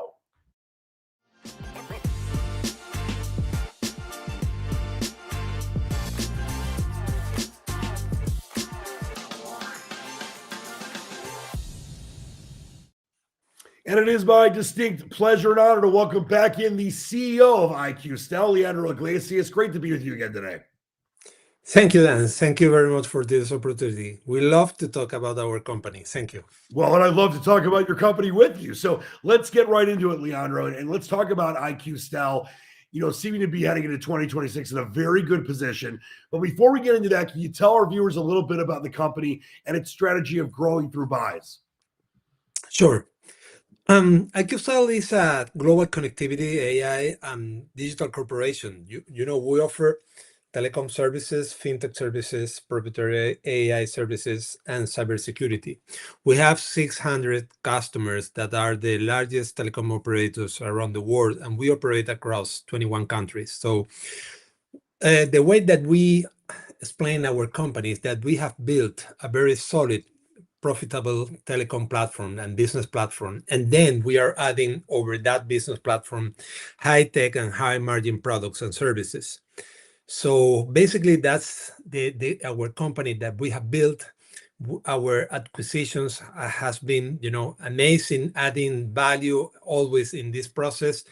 And, you know, over these years, we have been, you know, strengthened our network, increasing our commercial footprint, adding new customers, and, you know, bring to new technologies to the company. And the idea is, you know, every single acquisition that we have performed over the years is to try to start adding value in the day zero. Yeah, no, and Leandro, it's really adding up, and it's fascinating and incredible stuff you guys are doing, and it's an exciting time to be doing it. And to continue that excitement, I want to talk about this. I know the company expects organic revenue growth in 2026 that's 26% higher than what you expect this year. What is it that you think that will drive that, Leandro? Well, listen, if you look back our company since 2018 to now, we scale our company like 30 times. So it's amazing. It's crazy. And yeah, correct. And listen, recently we have started to accelerate in whole this process because being an NASDAQ company, giving to our customers a better confidence that how formal, how serious our company is, and we are starting to accelerate the penetration with our customers, integration with all of our acquisitions, and we are starting to offering services, digital services, and our customers has started to perceive us like a one-stop shop for connectivity and digital services in a global perspective. So I think that's the secret sauce in this process. That's real secret sauce. And listen, to scale a company 5 to 10 times is great. 30 times is just mind-boggling and awesome. And some more good stuff. I know iQSTEL recently inked a great deal with AI cybersecurity company Cyberia, which we actually had on this show recently as well, which gives you an entrance into another red-hot area, cybersecurity, of course. Can you tell us about that deal and the market opportunity for the combined company? Well, Cyberia is a NASDAQ company. CYCU is an amazing company. They have a fantastic team of professionals serving in cybersecurity, offering services in several government departments in the States. So we create that as we became in a sibling company because we exchanged $1 million in shares in this process, and we have been developing services in AI, having the new technology in cybersecurity using AI. But listen, the formula of success is easy. We have a global reach and a fantastic commercial reach, and they have a fantastic product on cybersecurity. So we are really excited about the potential of this partnership that we have. And it's a long partnership. And let me give you a sneak peek. We plan to have news about the $500,000 of dividend for next week. So that's a sneak peek. Leandro, I've got to know you. I love sneak peeks, so very exciting stuff. And like I said, I've talked with the guys from Cyberia before. Great partnership, two great companies there. And I love looking to the future as well. Let's talk about what's on the deal horizon if we can. Is iQSTEL currently in any deal talks right now, or are you looking at any prospective targets? Well, this is a tough question because, we are excited about all the things that we are doing right now and looking the perspective of the company and the potential of the company has and the potential deals that we are pursuing. But, we only can tell that right now we are pursuing a couple of opportunities in technology, in telecommunications, and digital services. So we are on negotiations. We are trying to reach agreement, but I can say that 2026 we are going to have a fantastic year. Is the only things that we can say nowadays. Yeah, I just have to, I love asking fun questions, but I got to ask a couple tough ones. So you handled that beautifully. And this is another great thing, Leandro. I know the company has a stated goal to reach $1 billion in revenue by 2027 and a reputation for beating your targets, obviously. Where are you feeling like you're on that goal right now? Well, every single year we set expectations about our forecast, and we meet or surpass the expectations. So we feel really comfortable about this. We set the forecast for next year just organically in $430 million, just organically without any acquisition. So we are on track to achieve this goal. We are on track to achieve our goal to reach $15 million adjusted EBITDA for next year. We are in 2.7 and accelerating. So we feel comfortable. It's something that we have, the vision to create a great corporation in long run and becoming in something that will last for over the last decade or even more. So we are confident. Yeah, iQSTEL, Leandro, as you well know, is a beating forecast machine. So keep up that. Very great and exciting times for you guys. And I got to tell you how much of a pleasure it was talking with you again today. And I look forward to talking to you again in the future. Dan, thank you very much. A pleasure, as always. Thank you. Pleasure and honor all mine. Thanks so much for your time. There he is. That was the CEO of iQSTEL, Leandro Iglesias. Their NASDAQ ticker is IQST. Now let's send it back to the man who once climbed the world's 7 tallest peaks, somehow in just one day, the great Ryan Faloona. I was tired that day. I slept for a week after that. It was pretty crazy. But it's like you were the starting punter somehow, and you had to give up that. I look, I do it again if I got a shot. Look, we've got some time here before Anne Marie. So why don't we talk about some bets for this weekend? The first thing I don't know if you've got stuff lined up here, but I always have stuff lined up. Yeah. By the way, I got to ask you a question. I know you're the host, but I normally host myself, so I'm going to play host for a second here. Let's talk Bears Steelers. I was just going there, Dan. If you guys win this game, and that would be 8 of 9 if I'm not mistaken, right? Correct. 8 of 9. If you win that game and further your lead in the NFC North, I mean, listen, Ryan, you know I love you. You've been the humble guy that you are, the great guy that you are, and you said, listen, the Lions still the cream of the crop. I'm still nervous about the Lions right now. I still do believe we are the best team in the NFC North. They're definitely getting the Packers, and I don't think it's you guys yet. That being said, if you win this game and you move to 8-3 and winners of 8 of your last 9 and keep, no matter what the Lions do, that lead in the NFC North, I'm going to start having to say, Ryan, you guys can win the division. Yeah. I wonder what your thoughts are, because you should win this game in Chicago, but it's the perfect trap spot with Rodgers maybe being healthy, maybe not, and them coming in the Steelers and playing well. Yeah, so first thing, let me address the Rodgers part first. I want him to play. Ain't nobody around Chicago scared of 40-year-old Aaron Rodgers. We got some demons to exercise, so bring it on. I'm always a fan of a Rudolph around the holidays, but for this game, give me Rodgers there. I want to get that chapter closed. Also, the whole Caleb Williams' favorite player was Aaron Rodgers. Modeled his game after Aaron Rodgers. It'd be great for the torch to get passed after the game when the Bears wrap up that dub. I hope that's the case. As far as the division goes, this is where the rubber meets the road. A lot of subpar teams. I know people had Washington as a playoff team early on in the year, had Minnesota as a playoff team early on in the year. Now those people are doing their revisionist history where the Bears haven't beaten anyone good. So it's going to be important to beat a division winner here. Steelers are leading their division at 6-4. You know what this feels like? Feels like the Patriots and the Bills, honestly, because the Patriots have won so many games. They're just so far ahead of the Bills that I think that they are probably going to win the division. Now, the thing is that, and you know this better than anybody, the last game of the season is Bears-Lions. And I'm flying you in for that game. What's I've already booked. I'm flying you in on the perfect. The Sportsnet helicopter. Okay, that's exactly what that sounds great. I'll be ready to go for that. The last week of the season is all flex, so that's going to be a very important game. And we'll see where that goes. But the Bears' schedule is in front of them here. They got 2 games against the Packers coming up, plus the game against the Lions. You got a game against the Browns that you should be able to win. Now you have the Steelers at home here. So got to get it done. I'd say going 8-3 into Black Friday against the Eagles, who they can't figure out what they're doing on offense. I think that would probably be possible as well. I feel pretty good. The way I look at this is a race to 10 wins to get in the playoffs. Yep. So we're at 7. Get me 3 out of the next 7 games here. That should get us into the playoffs. I'd love nothing more than to win the division. There's a lot of folks out there that talk smack about the Bears, yourself included. And Packers fans, Lions fans, it'd be great for the Bears to go from the cellar to the leader. Chickens might come home to roost. I talk crap in a very loving way. I got 3 quick plays for you. 1, don't touch the Giants-Lions spread. Over Jameson Williams receiving props, anytime touchdown. I agree.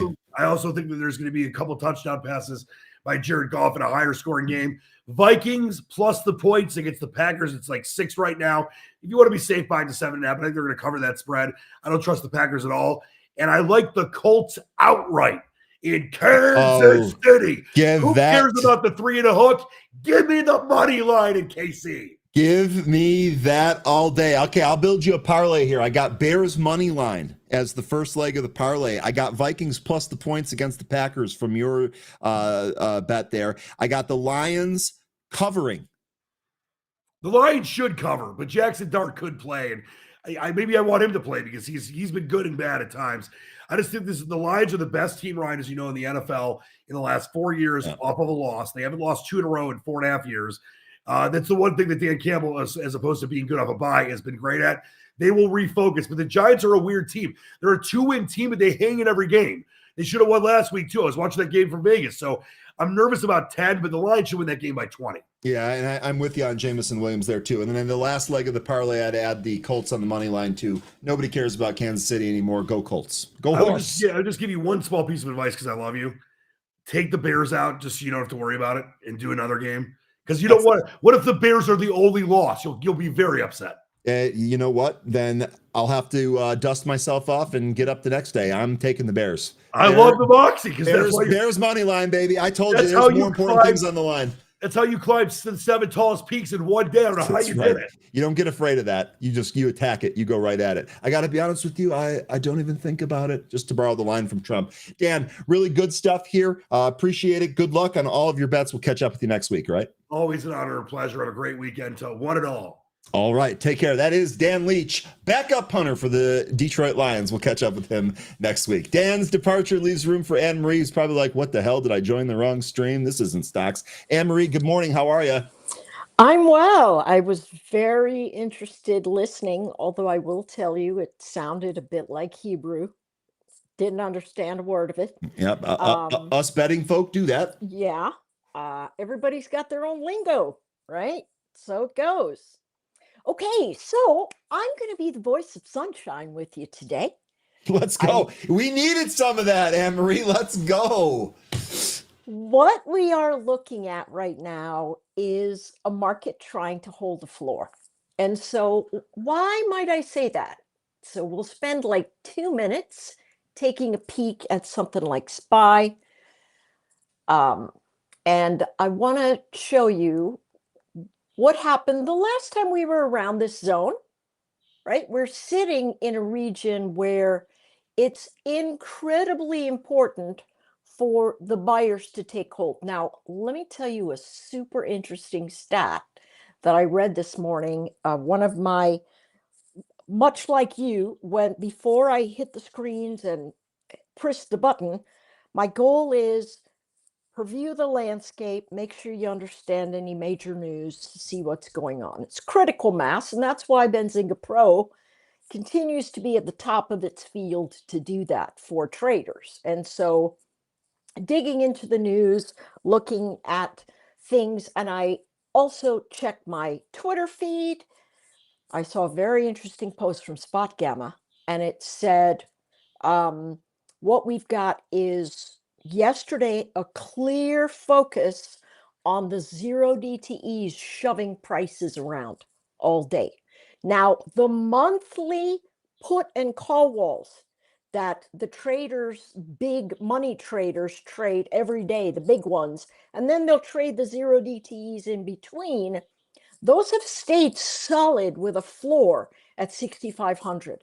It moved down from last month at 6,700 and moved to 6,500. And I remember when the market was really high, like we were sitting right about in SPY, we were sitting right about up here, 681. And what I thought was, holy cow, 650 is the put wall. What are they expecting? And lo and behold, we come in this morning, bam, right at that put wall, holding it up. Now, what are the traders trying to do? They're trying to build a floor. How are they going to do it? They're going to rinse, wash, repeat in this big, tight cycle. You, as a trader, realize that big money is working this out and in a battleground, trying to get some really cheap buys because they want to run your stops at the bottom, and some really cheap sells because they want to run your stop at the top.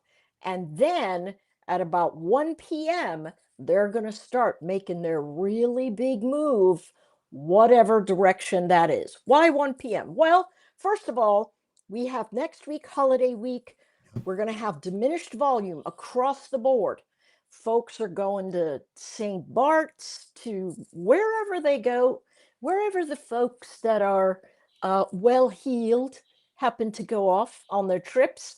They're going to pull out, And by then, the majority of their portfolio repositioning is going to be done.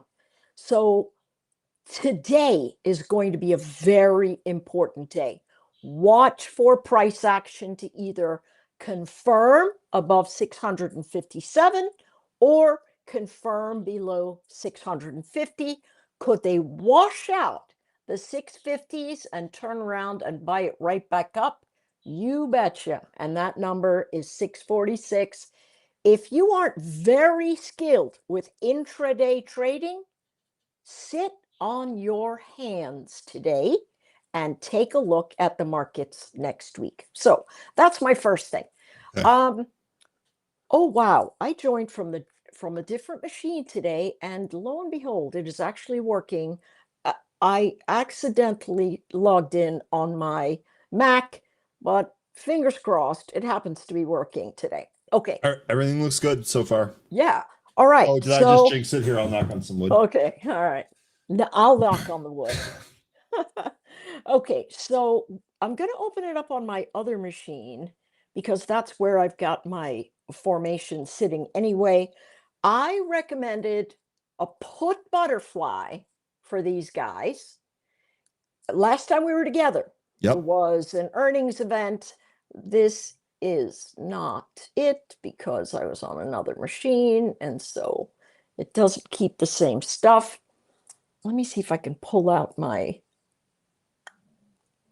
Nope, wrong tool. Did you drop that one in the chat by chance? The chat I room? did not. Okay, but I was gonna say I could pull it for you then. Yeah, I may have put it here. Let me see. I also doubt that, but got the snow trade. No, Knucklehead Fred. So I did not, but I did put on a put spread because I thought, hey, listen, price action is going to run negative, and so this is going to be a likely press into the space, and so let's have a peek. Here comes the market back down at the floor.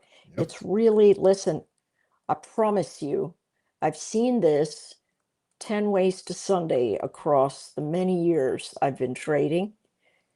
This is how they wash traders out. This is very organized selling. Big zero DTE push pull, but institutional positioning, very even. Very, very even. A little bit of hedging on the call side, little bit of hedging on the put side. It does not look like anything of noteworthy space that says they're moving in for longer formations. And so keep that one in your hat. It means let the price action shake out. My Shrek finger's not opening up the platform. Let the price action shake out, and then you're going to see where it is. We're going to flow. I still believe we're carving out the bottom. Now, while I'm waiting for this to pop up, I want to show you the one fly in the ointment that suggests to me we might have further downside action is what's going on with micro Bitcoin. As you know, I'm a broken record here. I say the same things all the time. One of the things I said about Bitcoin is it is a liquidity flow measure. And what we've been seeing is that flow leaving the market. Now, last time we were sitting in this pocket, it was February. It was just before Liberation Tariff Day or whatever that thing was called, right? So this is the pocket. We filled the gap, but my thought has always been, listen, 78,000 is where this is going to go. If we have a beautiful fade and it pops all the way down and then begins to bounce, it's going to give the market a go ahead. My thought is keep your eye on this. If it does not stage bounce action, we're going to have more downside pressure. But all the morning wicks, if we take a look at how it's trading, we've got some pretty solid movements off of the bottoms, and now it's trying to hold the top of this candlestick that came in at about 7:30 this morning. If it loses it, don't look for longs. All right, so let me take a peek at my Analyze tab over here, and let's go to NVIDIA and see what I suggested. Okay, so I suggested the December 165, 155, 145 put. I cannot remember what the price was. I did not lock the price button, but today it is sitting at 97 cents. So you might say, well, what do you think is going to happen there? Well, I think NVIDIA is going to potentially lift off of the zone. So let's see where the puts are. Whoa. I was going to say, you have all strikes selected. You are going to have to scroll for a few Yeah. minutes here. Let's go That to is 100. wild. Let's go to 100 of them. All right. And so we have the 165, 155, 145 spread. And over the last couple of days, what we've seen is this one continues to move. The low of the day is 405. It's up at the high. Price action is still fading. I think this one still has a little bit of room.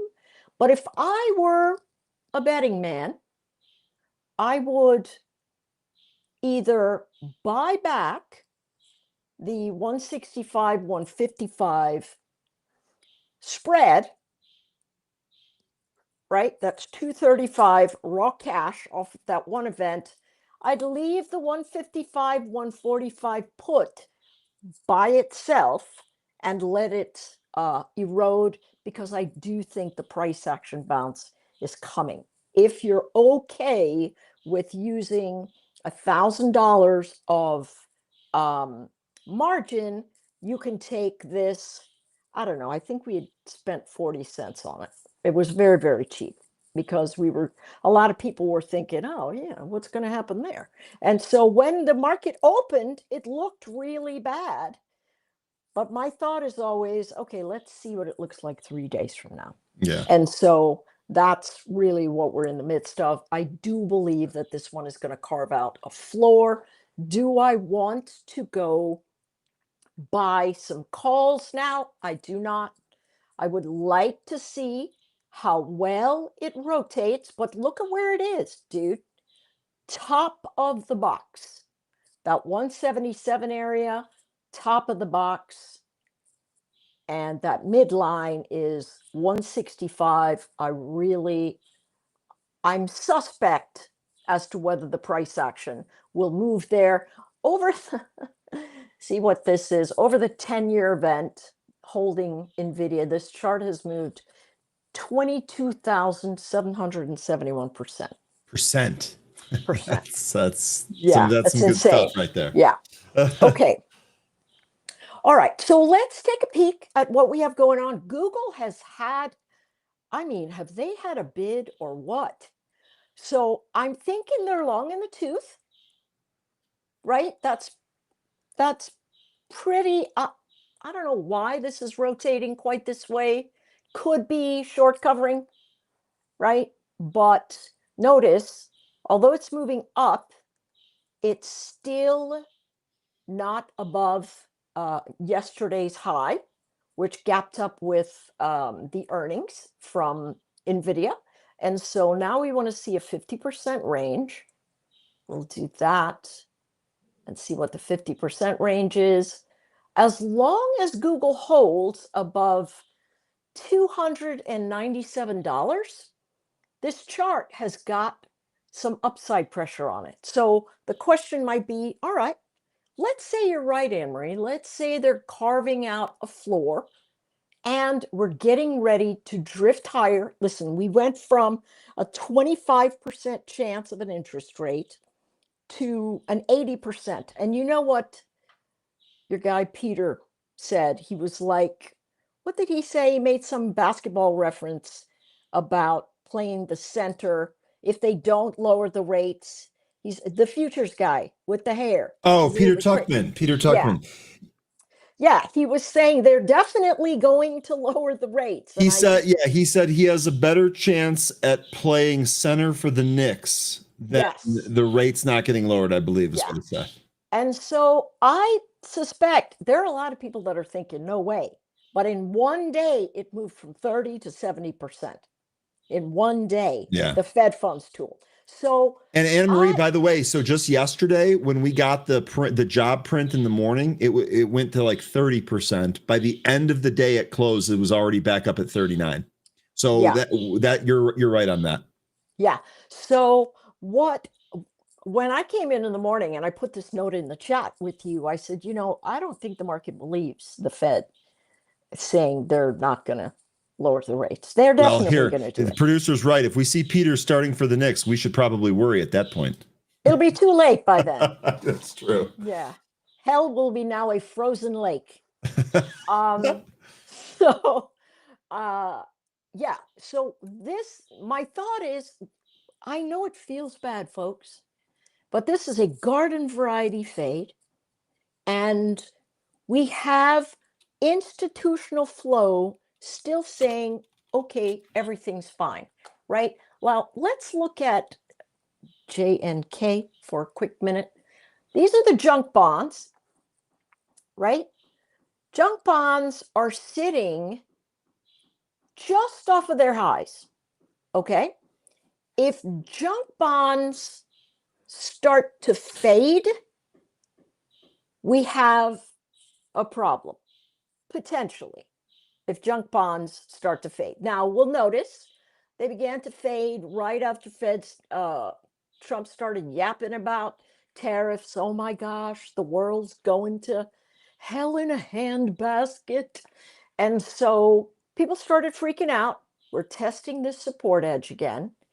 These are areas, folks, write it down, take a look and say, you know what? I'm going to create an alert here. I'm going to see if it crosses below there. And if it does, I'm going to be more careful about positioning longs. But right now, the market's on sale.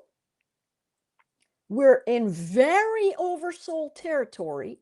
And my suspicion is we're going to get a bounce unawares. So don't go out and load the boat, but think about what's been doing well and start moving forward there. I talked about Medtronic last time, still a good trade. We can talk about the folks who've had little dips, but they're building new data centers. And so that's going to be heavy equipment, Cat, Deere, Ingersoll Rand. All of these guys are going to be safe places to move. Now, here's something very important. And let's talk about Old Dominion Freight for a second. Old Dominion Freight has been around a long time. ODFL. So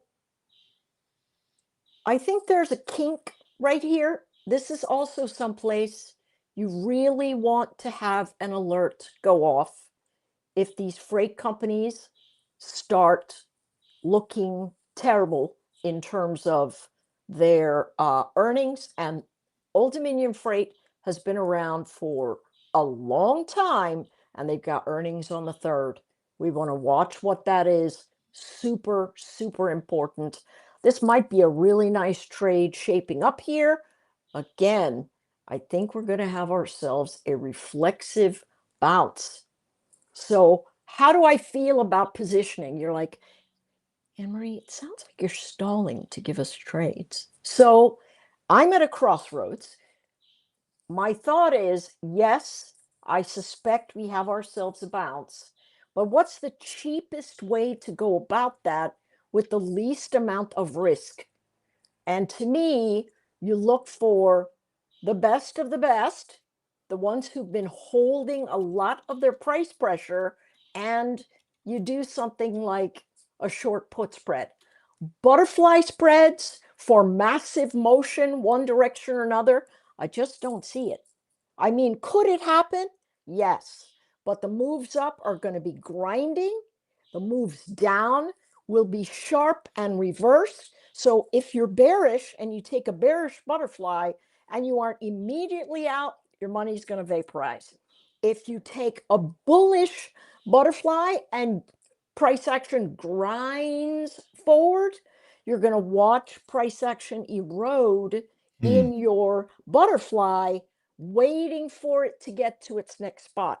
So we're in a state where we go, hey, let's wait it out. And if you want, if you say to yourself, listen, I want to take a bet in a potential position, I'll show you what I have going. I have a SPY. Wow, that one has gone through the roof. Okay, these are, wow, these are really great. Hang on a second. I got to send a note to Tim. Yikes, just saw that. So these are put spreads that worked then. Yes. And worked. They look like they worked nicely. Yeah, they were absolutely incredible. So I just need to tell him that those have to get pulled. I think they're done. But that's just me. So what can we do? We can look at January, something simple, and we can say, if I'm thinking it's going to be short, let's see where the money is. All right, the money on the put side is 540, 90,000 of them. It's 650 right here, folks. My thought is that this 540 is a short spread. Okay, so if you're so inclined and you say, all right, I want to do something like that, you can go 560 far enough away, 540 at the middle, 520, it's 28 cents, 29 cents. That gives you very nice insurance if you're so inclined to do that. If you think the market's going to rally, let's look at where the calls are. Oh, my friends, this is very interesting. There are a lot of people sitting on this side of the market. Let's take a look at what the option stats are for the day. Where is that? Today's option statistics. Yes, I can't see it. All right, so no, that's not The one that. right above it. You got it. Yes, ma'am. Okay, 2.4 million puts, 1.5 million calls, right? The deltas on these way out of the money, right? Way, way out of the money. The puts, they're expecting some kind of calamity in general. But remember, these puts also include zero DTEs, and those are the ones that have been shoving the markets around. So these things could rotate off no time flat. Absolutely no time flat. But they are positioned there. So I like, if you're thinking, all right, I'm getting some insurance. If you think it's going to bounce, same thing in January. Let's see where the calls are sitting. The calls are sitting, where are the most of them? 35,000 here, 29,000 at the 650 mark. That's where the put wall is sitting. See 35,000 here today. So they've got some kind of straddle going, right? Almost the same amount on each side, 25, 35, 29, 35. Okay, so let's consider, here is the wall. That's where the big call resistance wall is for the end of the year at 700. So if you're thinking to yourself, hey, maybe you can go 695 to, you want to give it a little room, 715. What did I give it? 20, 10, Yep. 35. Right? That one's a little bit more expensive. It gives you upside, but listen, that's $2,000. So that's a 10 to 1 reward if that opens up. 10 to 1. I kind of like that. Yeah, I was going to So, say not bad. 10 to 1 yeah, isn't 10 to 1 bad. is not bad. So, yeah, that's what we're staring down. Other than that, folks, I really think you want to widen your view out and say to yourself, why am I positioning here? And if you're smarty pants, you might look at me and go, I want to make money. Duh. And so that would be fine. But the question is, where's your edge? Where's your edge? And that remains to be seen. If we take a look at something like Oracle, I mean, have they been taken to the woodshed? This chart just, what's the institutional ownership level on Oracle? Let me pull that for you. Just one moment, please. Thank you. Oh, look, that was so gentlemanly. That was absolutely genteel. That's how I was raised here. That's how I was raised. You said institutional, right? Not insider? Institutional Yes, ownership is 43.27%. Okay, so that's not a ton, right? That's not a ton of institutional ownership. I So actually expected it to be higher than that when you asked me so initially. did I. So did I. How often is that updated? That I don't have an answer for, Okay. unfortunately. All right. So this is in, look at where the gap. Actually, fill I is. beg your pardon, Anne-Marie. That is pulled daily. With that Okay. comes in our Morningstar data pool, which means we get that every morning.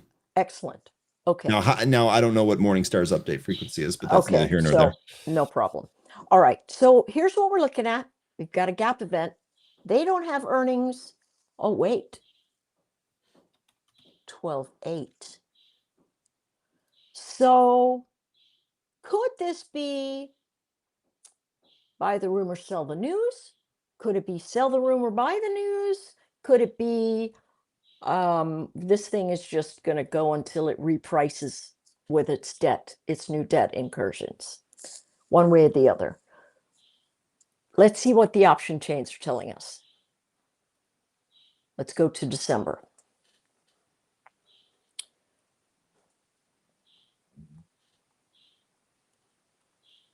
$35 they're pricing into the move. So 160 to 220. No, 230, right? 160 to 230. So let's see where the chains are. 160, that's not here. These guys are right here. They think that 100, that 200 level is going to hold. And if not, they're positioned. And let's see where the call wall here is at 27,000, 280. Well, I don't think it's going to 280.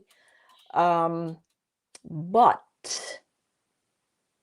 let's look at Jan. Let's look at January. See if we got some flow. Okay, somebody moved in 3,200 here, 2,000 here. So let's take a look at that. 65 to 50 to 35. That's $1.21 if it goes further downside. And where are they positioning on the upside? 13,300. Yeah, no way. Somebody, those are long dated options, I feel certain. So let's take a peek once again. $35 to the upside. So that would be 230 thereabouts. 230, 250, 270. Anne-Marie, why are you making these butterflies so wide? Here's a very interesting thing about wide butterflies. They cost more, but you also have opportunity to make money for a wider range. Mm-hmm. The cheaper the butterfly is, the tighter the strikes are together, and the more narrow the opportunity sits for making money. And so when we have a wide spread, what happens if it begins to move in our direction? The ones that are far away that we've sold don't accelerate at the same rate the ones that we've bought. And so those two pieces make for, oh, thanks, Matt. You did bring the sunshine. The market even listened, so that's wonderful. I'm so happy. Yeah, and so that's why we widen them. If you're not in the mood to take a wider one, just sit tight. My goal is to come on here, spend time with you, give you actionable trades that if you saw me on the street, you wouldn't have a bag of flaming poo for me. Okay? So could you imagine? If that ever happens to you, you call me and we go tune that person up. You know what? I'm just going to go over to him and give him a hug, because if somebody actually did that to me, they would need some extra love. They'd be having a bad day. Fair enough. So that being said, those are my thoughts about what's going on. I do believe this market is going to surprise, only because of what I saw the institutions doing over these last couple of days. Okay. People are being scared to death by the 0 DTE. Volatility is expanding dramatically. And in the end, they're just shaking the trees and getting their best prices to do whatever they want. Yeah, that makes a lot of sense to me. We'll see what tomorrow. We'll see what next week brings. Low volume next week too, obviously with the holiday, and then obviously the closure on Thursday and the half day on Friday. So yeah, speaking of the half day on Friday, are we gonna connect? I don't tell other people what to do with their Thanksgiving holiday. I will be here. I will be here because I will be literally channeling all of the positive vibes for the Bears-Eagles kickoff that is at 2 p.m. Central. So I will be doing the morning show. Mark Petrino has agreed to come on. Yeah, if you're available. There. Okay, perfect. I will. I'll be there. Okay, Anne-Marie, really good stuff. Again here, we really appreciate it. Hopefully nobody stops you on the street without saying something nice to you. I'm usually incognito out in public, so it'll be rare if somebody even recognizes me. Okay, pretty good. That's the way to be. Anne-Marie, have a great weekend. We'll follow up with you next week. All right, take care. Bye. All right, take care of yourself. That is Anne-Marie Band.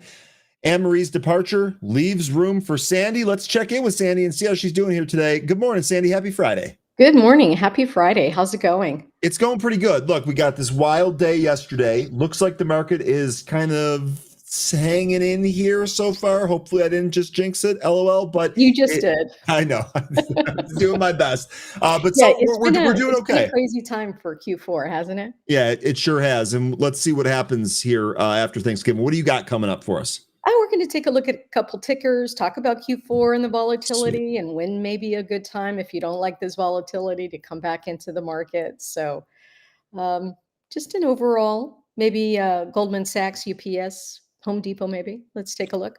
Okay, that all sounds good. Trading Made Simple with Sandy starts right now. Welcome back, traders. This is Sandra with Trading Made Simple.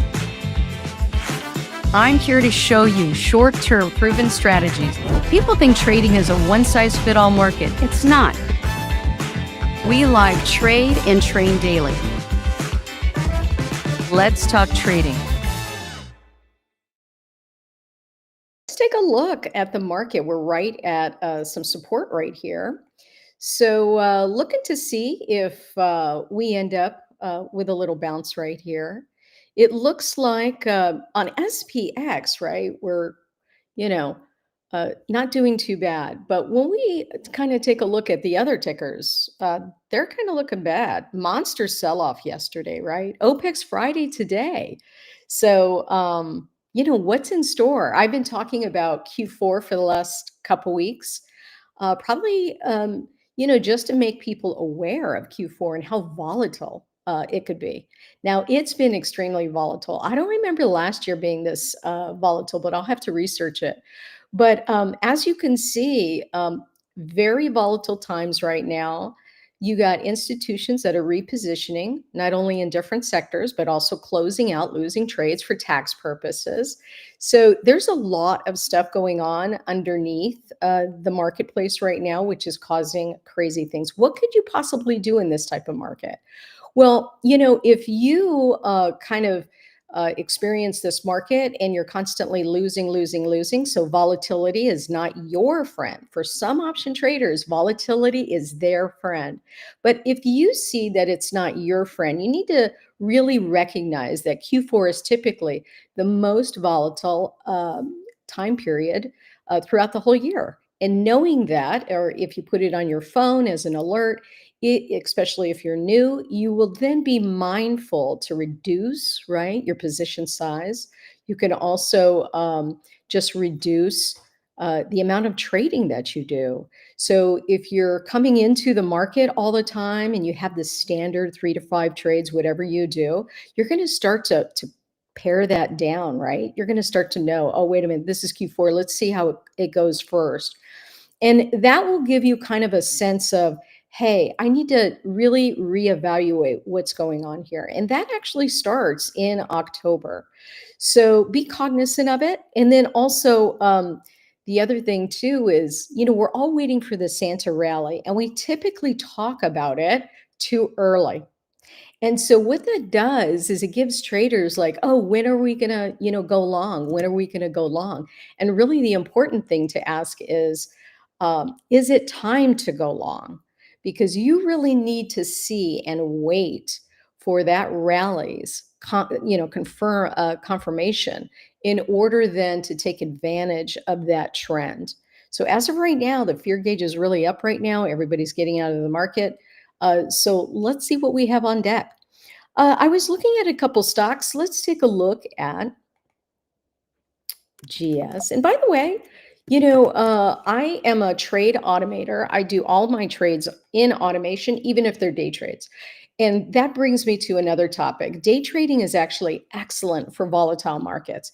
And the reason is you can actually see the move and then conduct that automation, walk away, get on Benzinga, and do what you need to do versus actually sitting in front of the screen just waiting to get out. You also want to take your profits much earlier than you would normally do. And then let's real quick on swing trades. Swing trades. Okay. Have you seen all these gap ups and gap downs? So this is the deal why day trading is actually good in this marketplace, because what was happening so great this afternoon with your charting analysis, etc., that overnight movement just wrecks your swing position from day to day. So you could be up 50%, not take your profit. Market closes, and the next morning, all of a sudden, you're down 70%.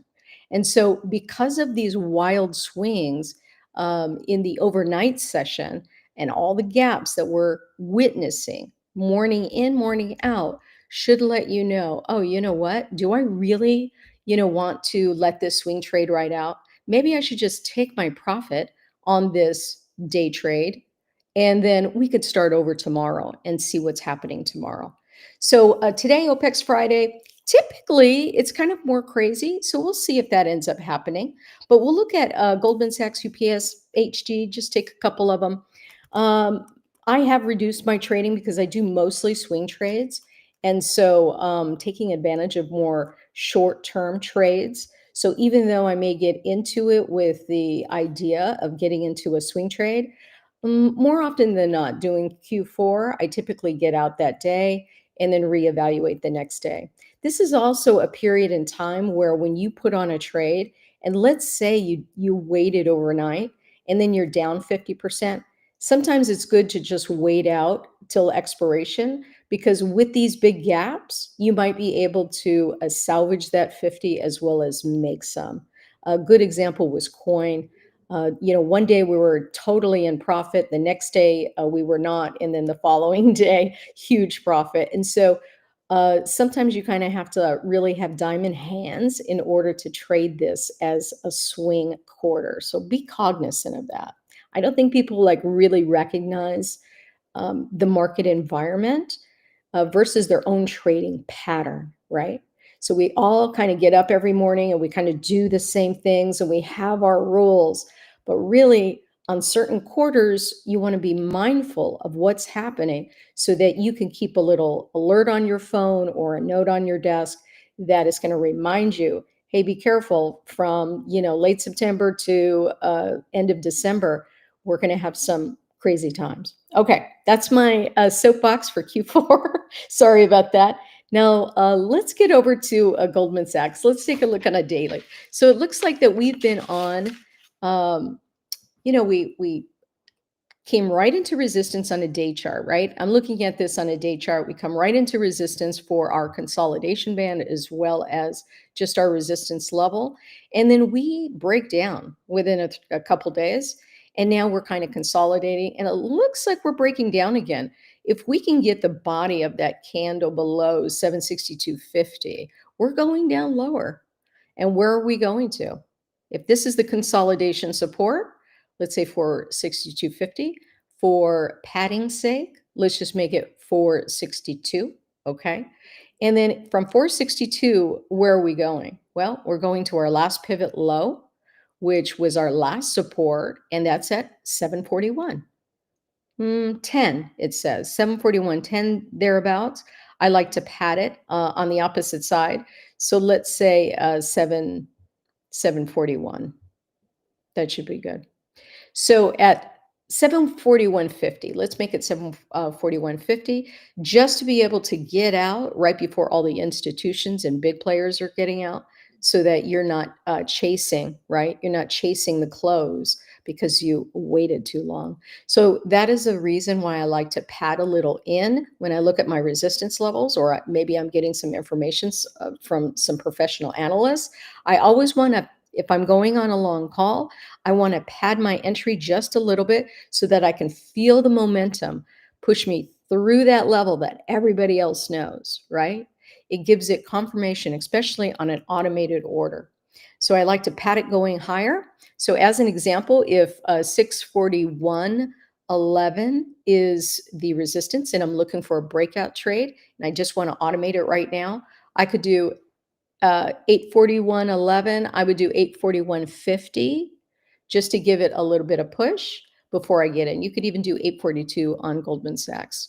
And then that's how you would kind of pad it to the upside. If you were padding it to the downside target, you would then be padding it just if you're getting into the put, you're going to pad it just a little lower because you want the momentum to take you through that threshold, not just touch it and then do a reversal. All right, and I do that with take profits as well. Might want to try it on a simulation platform and then maybe incorporate it on your own rules. It's very helpful for automators. Okay, so as we look at this, I'm looking for confirmation of a, let's say a 762 break on Goldman Sachs for a put to go lower to 740. Something that you could take a look at. We also have momentum. Okay, so momentum came down to the 100 line, popped up a little bit, could not go through that zero line here, and then takes a dive and goes completely lower. As soon as we pass that 100 level, you're going to see, like, usually, it's not all the time, but usually when you pass that 100 level, you're going to see more momentum kind of go through and to the downside. So, and then where do we have this 200 level? Typically, when you're getting close to that 200 level, whether it be on the upside or the downside, that's really then more of a overbought, oversold level. So this would be if we got all the way down here, as an example, if we take a look at look back, we could see that it almost gets to the 200. We look above, we could see that it's hitting basically this low here and consolidation band. And so that would be a nice move to the upside. And as you can see, we ended up moving up just a little bit and then consolidating, taking a pop, coming down, definitely another gap. I mean, it's been a crazy time. So hopefully you're making some money or saving some money and waiting for the next opportunity. Don't jump on board just because, you're a trader. Got to master these types of market environments in order to feel confident to actually take those trades. All right. So Goldman Sachs looking okay. It's kind of, I kind of like this zone on a 1 hour. You can see that it looks like we may end up going lower, but because it's Q4, what could we possibly do? Well, if we stay at the 465.45 level, which is anything above that level, because on an hourly, you can really get the sense from a 5 minute all the way down to an hour what the trend has been in the last hour. And typically speaking, that first hour kind of gives us an indication. So you can see the first hour, I'm on an hourly chart, the first hour was a down, but you can see how it toys with that support level, right? That last pivot low, it definitely uses that as a magnet, right? So that's what these levels do. Once again, goes lower, but at the end of that hour, what's it do? Play around with that support level. Now we get a pop up and we're popping up above that level. What would we be looking for on an hourly chart to give us confirmation either way? Is this going up higher? Or is this going up lower? And really what you want is a candle that's free from it. So if you're looking at an hourly chart, you would want one candle to either be above that level or completely below that level, not laying on that level and going through that level. That would just give you almost like a padding, just confirmation that, oh, we finally broke through that very important magnet. Once we break through it, then there's room, higher probability trade that we're going lower. I hope that makes sense. All right. Let me just take a quick drink here.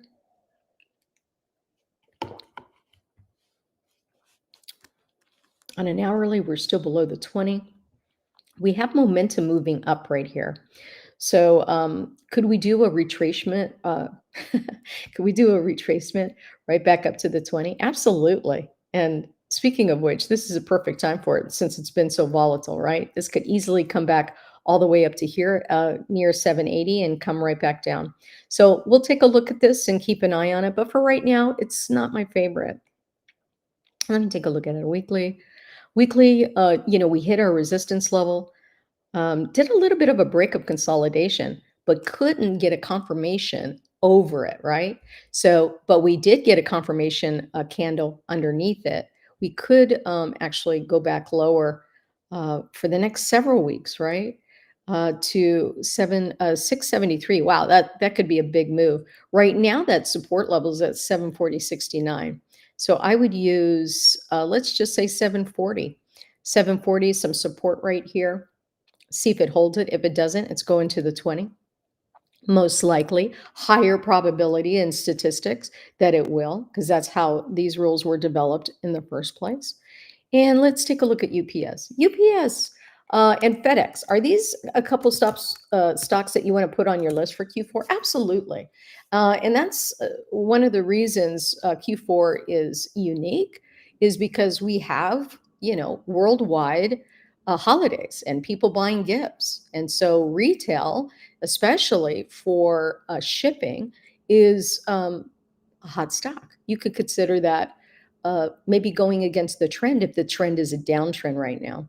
And so as you can see, UPS popping up from a weekly consolidation, which is huge, doing a little pop. We're still underneath the 20 on that weekly, coming up to resistance around the $100 mark. So let's take a look at a day. On a daily time frame, we got momentum hitting that zero line, looking for it to push above it. You can see that we came and we toyed not only with the 20, but this consolidation band. And by the way, this consolidation band is called Darvis. It looks a little different in Thinkorswim, but the mechanics of it work the same. And so as you can see, we tested that consolidation as well as the 20, did a little pop up. 94.08 would have been a stop loss. So we're definitely above there.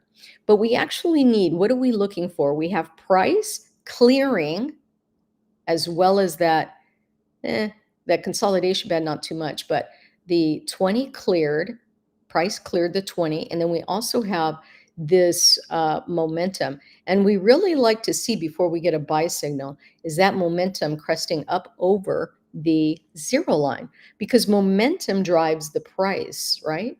So that's an easy way to look at your chart and say, is price above the 20, and are we above that zero line? Are we too extended on that zero line where this could be a good probability where it's going to pull back? We're way above the 200 if we take a look back.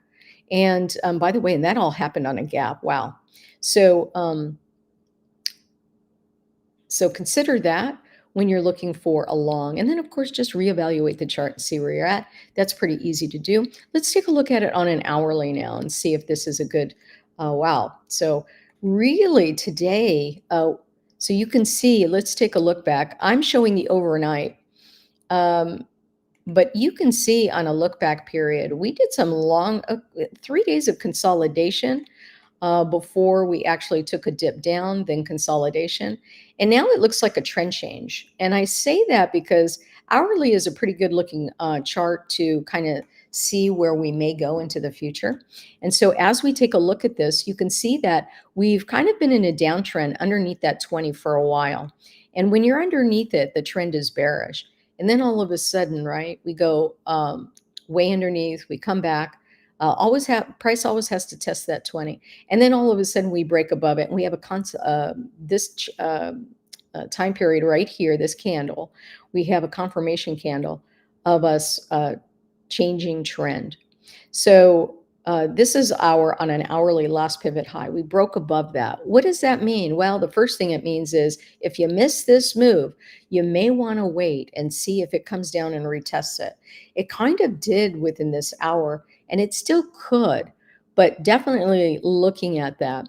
This is saying 95.13 for a long. I would be cognizant to start the hour and then see where you're at. I wouldn't get into it while it's in its phase of this hour chart. I would wait till it starts right back up again and then see where that candle is. It came down close to testing that, but it didn't test it all the way. Could it come back all the way down to the 93 and test it? It could. Momentum right now on an hourly is looking down. If it comes back down and starts to curve, there'll be a little like wave curve. When you see that and it doesn't break above that zero line, that's a good indication that it's ready. The momentum is ready to pop right back up again. So as of right now, I would be in a holding pattern on an hourly. Since we're talking about some day trades, let's take a look at a smaller time frame. So as you can see from the get-go, we have been positive. This was its pre-market high. We look at that because typically speaking, once price breaks above the pre-market level or below the pre-market level, then you're identifying a breakout or a breakdown. So that's why I like to look at my pre-market levels, because that's the range. Whatever it moved in the middle of the night is where your range is for that stock. And then as soon as it breaks above it or breaks below it, that's when you know, oh, we have a little breakout continuation. And that's exactly what we saw. So all the way over here, right at the open, we actually broke above that pre-market high and just kept on going. Boy, this is like textbook on that strategy. And then now we're kind of hitting on a 15-minute, we're hitting resistance. Where do we need to break to continue that upside? We need to break 95.52. I'd make it 95.65. If we can break above that level, then that resistance is just going to start moving up and up. And where could we go? This is a great trend line right here. You could see this dotted gray line around the 696 level, and I'd go a little lower. I'd say 95.50 just to get out in time. So now you have your two areas that you can actually program a trade in.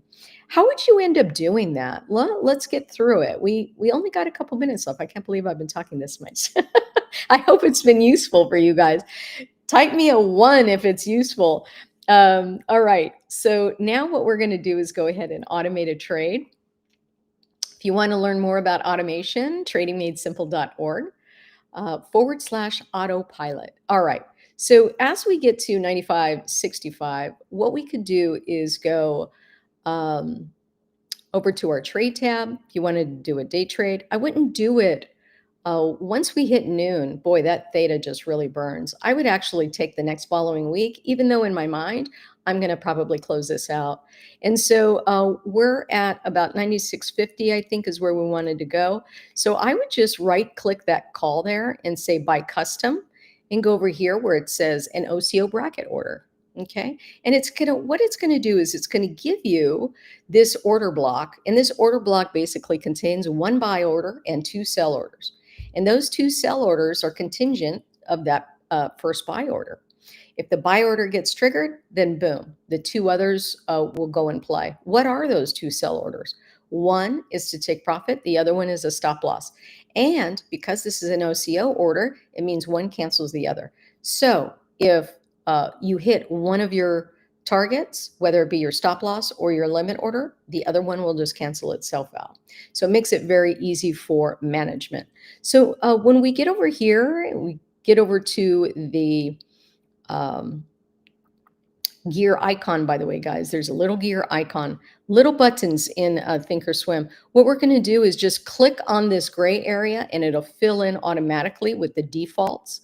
And then now, because we're looking at a call, we want to say greater or, which is the second trigger. And all you got to do is scroll up and you'll see greater or equal to 00. We haven't programmed that stock price in. And I believe I said, did I say 95.65? Let's take a look at that real quick. I'll save that and I'll show you how to get into this trade without programming that. No, let's put it in for $96. It's getting really close here. So for, you go into this gear icon again, we saved what we did so far. We're going to go over here to the trigger price and we're going to put $96. And we're going to tab out of this box so that you can see the programming down here. You're going to buy the ask. It's an aggressive way to buy a contract without paying market prices. And then here we're just going to put day because this is going to be a day trade, right? So now we're going to just save that. So your buy order is in. Now we're going to go to our take profit. You could do it at a level or you could do it as a percentage. We were actually looking at, I believe it was 96.50 for our take profit. Let's do it about right here. 96. This is actually on a $96. What would we make this to? Let me just reevaluate that. Nah, that's not a huge profit. How about if we go over here to trigger and instead of putting a price in, we'll just put in a percentage. And trust me on this, when we have this volatility, even for day trades, you have to limit your take profit as well as your stop loss. You have to make your stop loss wider because of the volatility, and you have to make your take profit smaller because of the volatility. Keep that in mind. So as we go over here to a percentage, you might say, hey, if I get to a 20% profit, I want to get out. So because this is my limit and it's a profit taker, I'm going to go plus 20. It's got a limit order and it has day, which is fine. Now we're going to go over here, just click on trigger. And now what's going to be our stop loss for this? Well, I said it has to be a little larger. So we're going to do negative 25%. So take profit's a plus and your stop loss is a minus. Just keep that in mind. Oh, I'm going to have to do it again. Oh, no, we could keep it as a stop. I've been doing a lot of trail stop training. Make sure I say that slow. And just remember, if you want to do a trail stop, which you could do on this order, is just move this over to trail stop first, and then you're going to need to program this. We'll keep it at this right now. And then this is all days. So everything is lining up, and I'm getting the confirmation button lit up. So let's take a look at that really quick. So if I want to take a look at this, I definitely, as an automator, want to make sure that my automation is correct. So we only did buy one, and we're going to open when it's above $96. And we're also going to take a get out of it at a 20% profit. And we're also going to get out of it if we hit a 25% stop loss. Now you can just send, and it's going to be programmed in and waiting for your order. So I hope that was helpful to you on maybe a stock that you're looking at. I kind of like UPS and it just broke through resistance, guys. So it's going to hit that limit order. This looks good. It's probably going to consolidate here for a little bit before it takes its another swing to the upside. However, we're really wanting this on a small time frame, right, to get above that 96.25 to go even higher. Let's see if I can adjust this, move this around. So from here, I'm going to look at a 30-minute chart and see where we're at. Gosh, it's really looking nice. We get a little break above that little area I talked about. We can definitely see a trend change for UPS and really start moving higher. So something to take into consideration. We have a couple minutes. Let's look at, what is it? FedEx, I think is it FTX? Yeah. So when we go over to FedEx, look at FedEx, guys. FedEx up $8 in the same boat, just breaking through not only consolidation, but also the top of the resistance zone. So typically speaking, you know, if this breaks down below here, 269.29, we could see this go lower. Or if we stay above that 270.82 level, we could go higher to the next target, 273.18. These targets here on my indicator are made from our average true range. So average true range is built into your platform, tells you how the stock is moving right now based on your time frame, etc.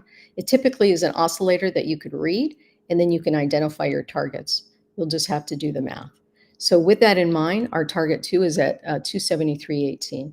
So I think we have a good entry with a little bit of pad. We are on an upswing. And that brings me to, let's take a look at HP real quick.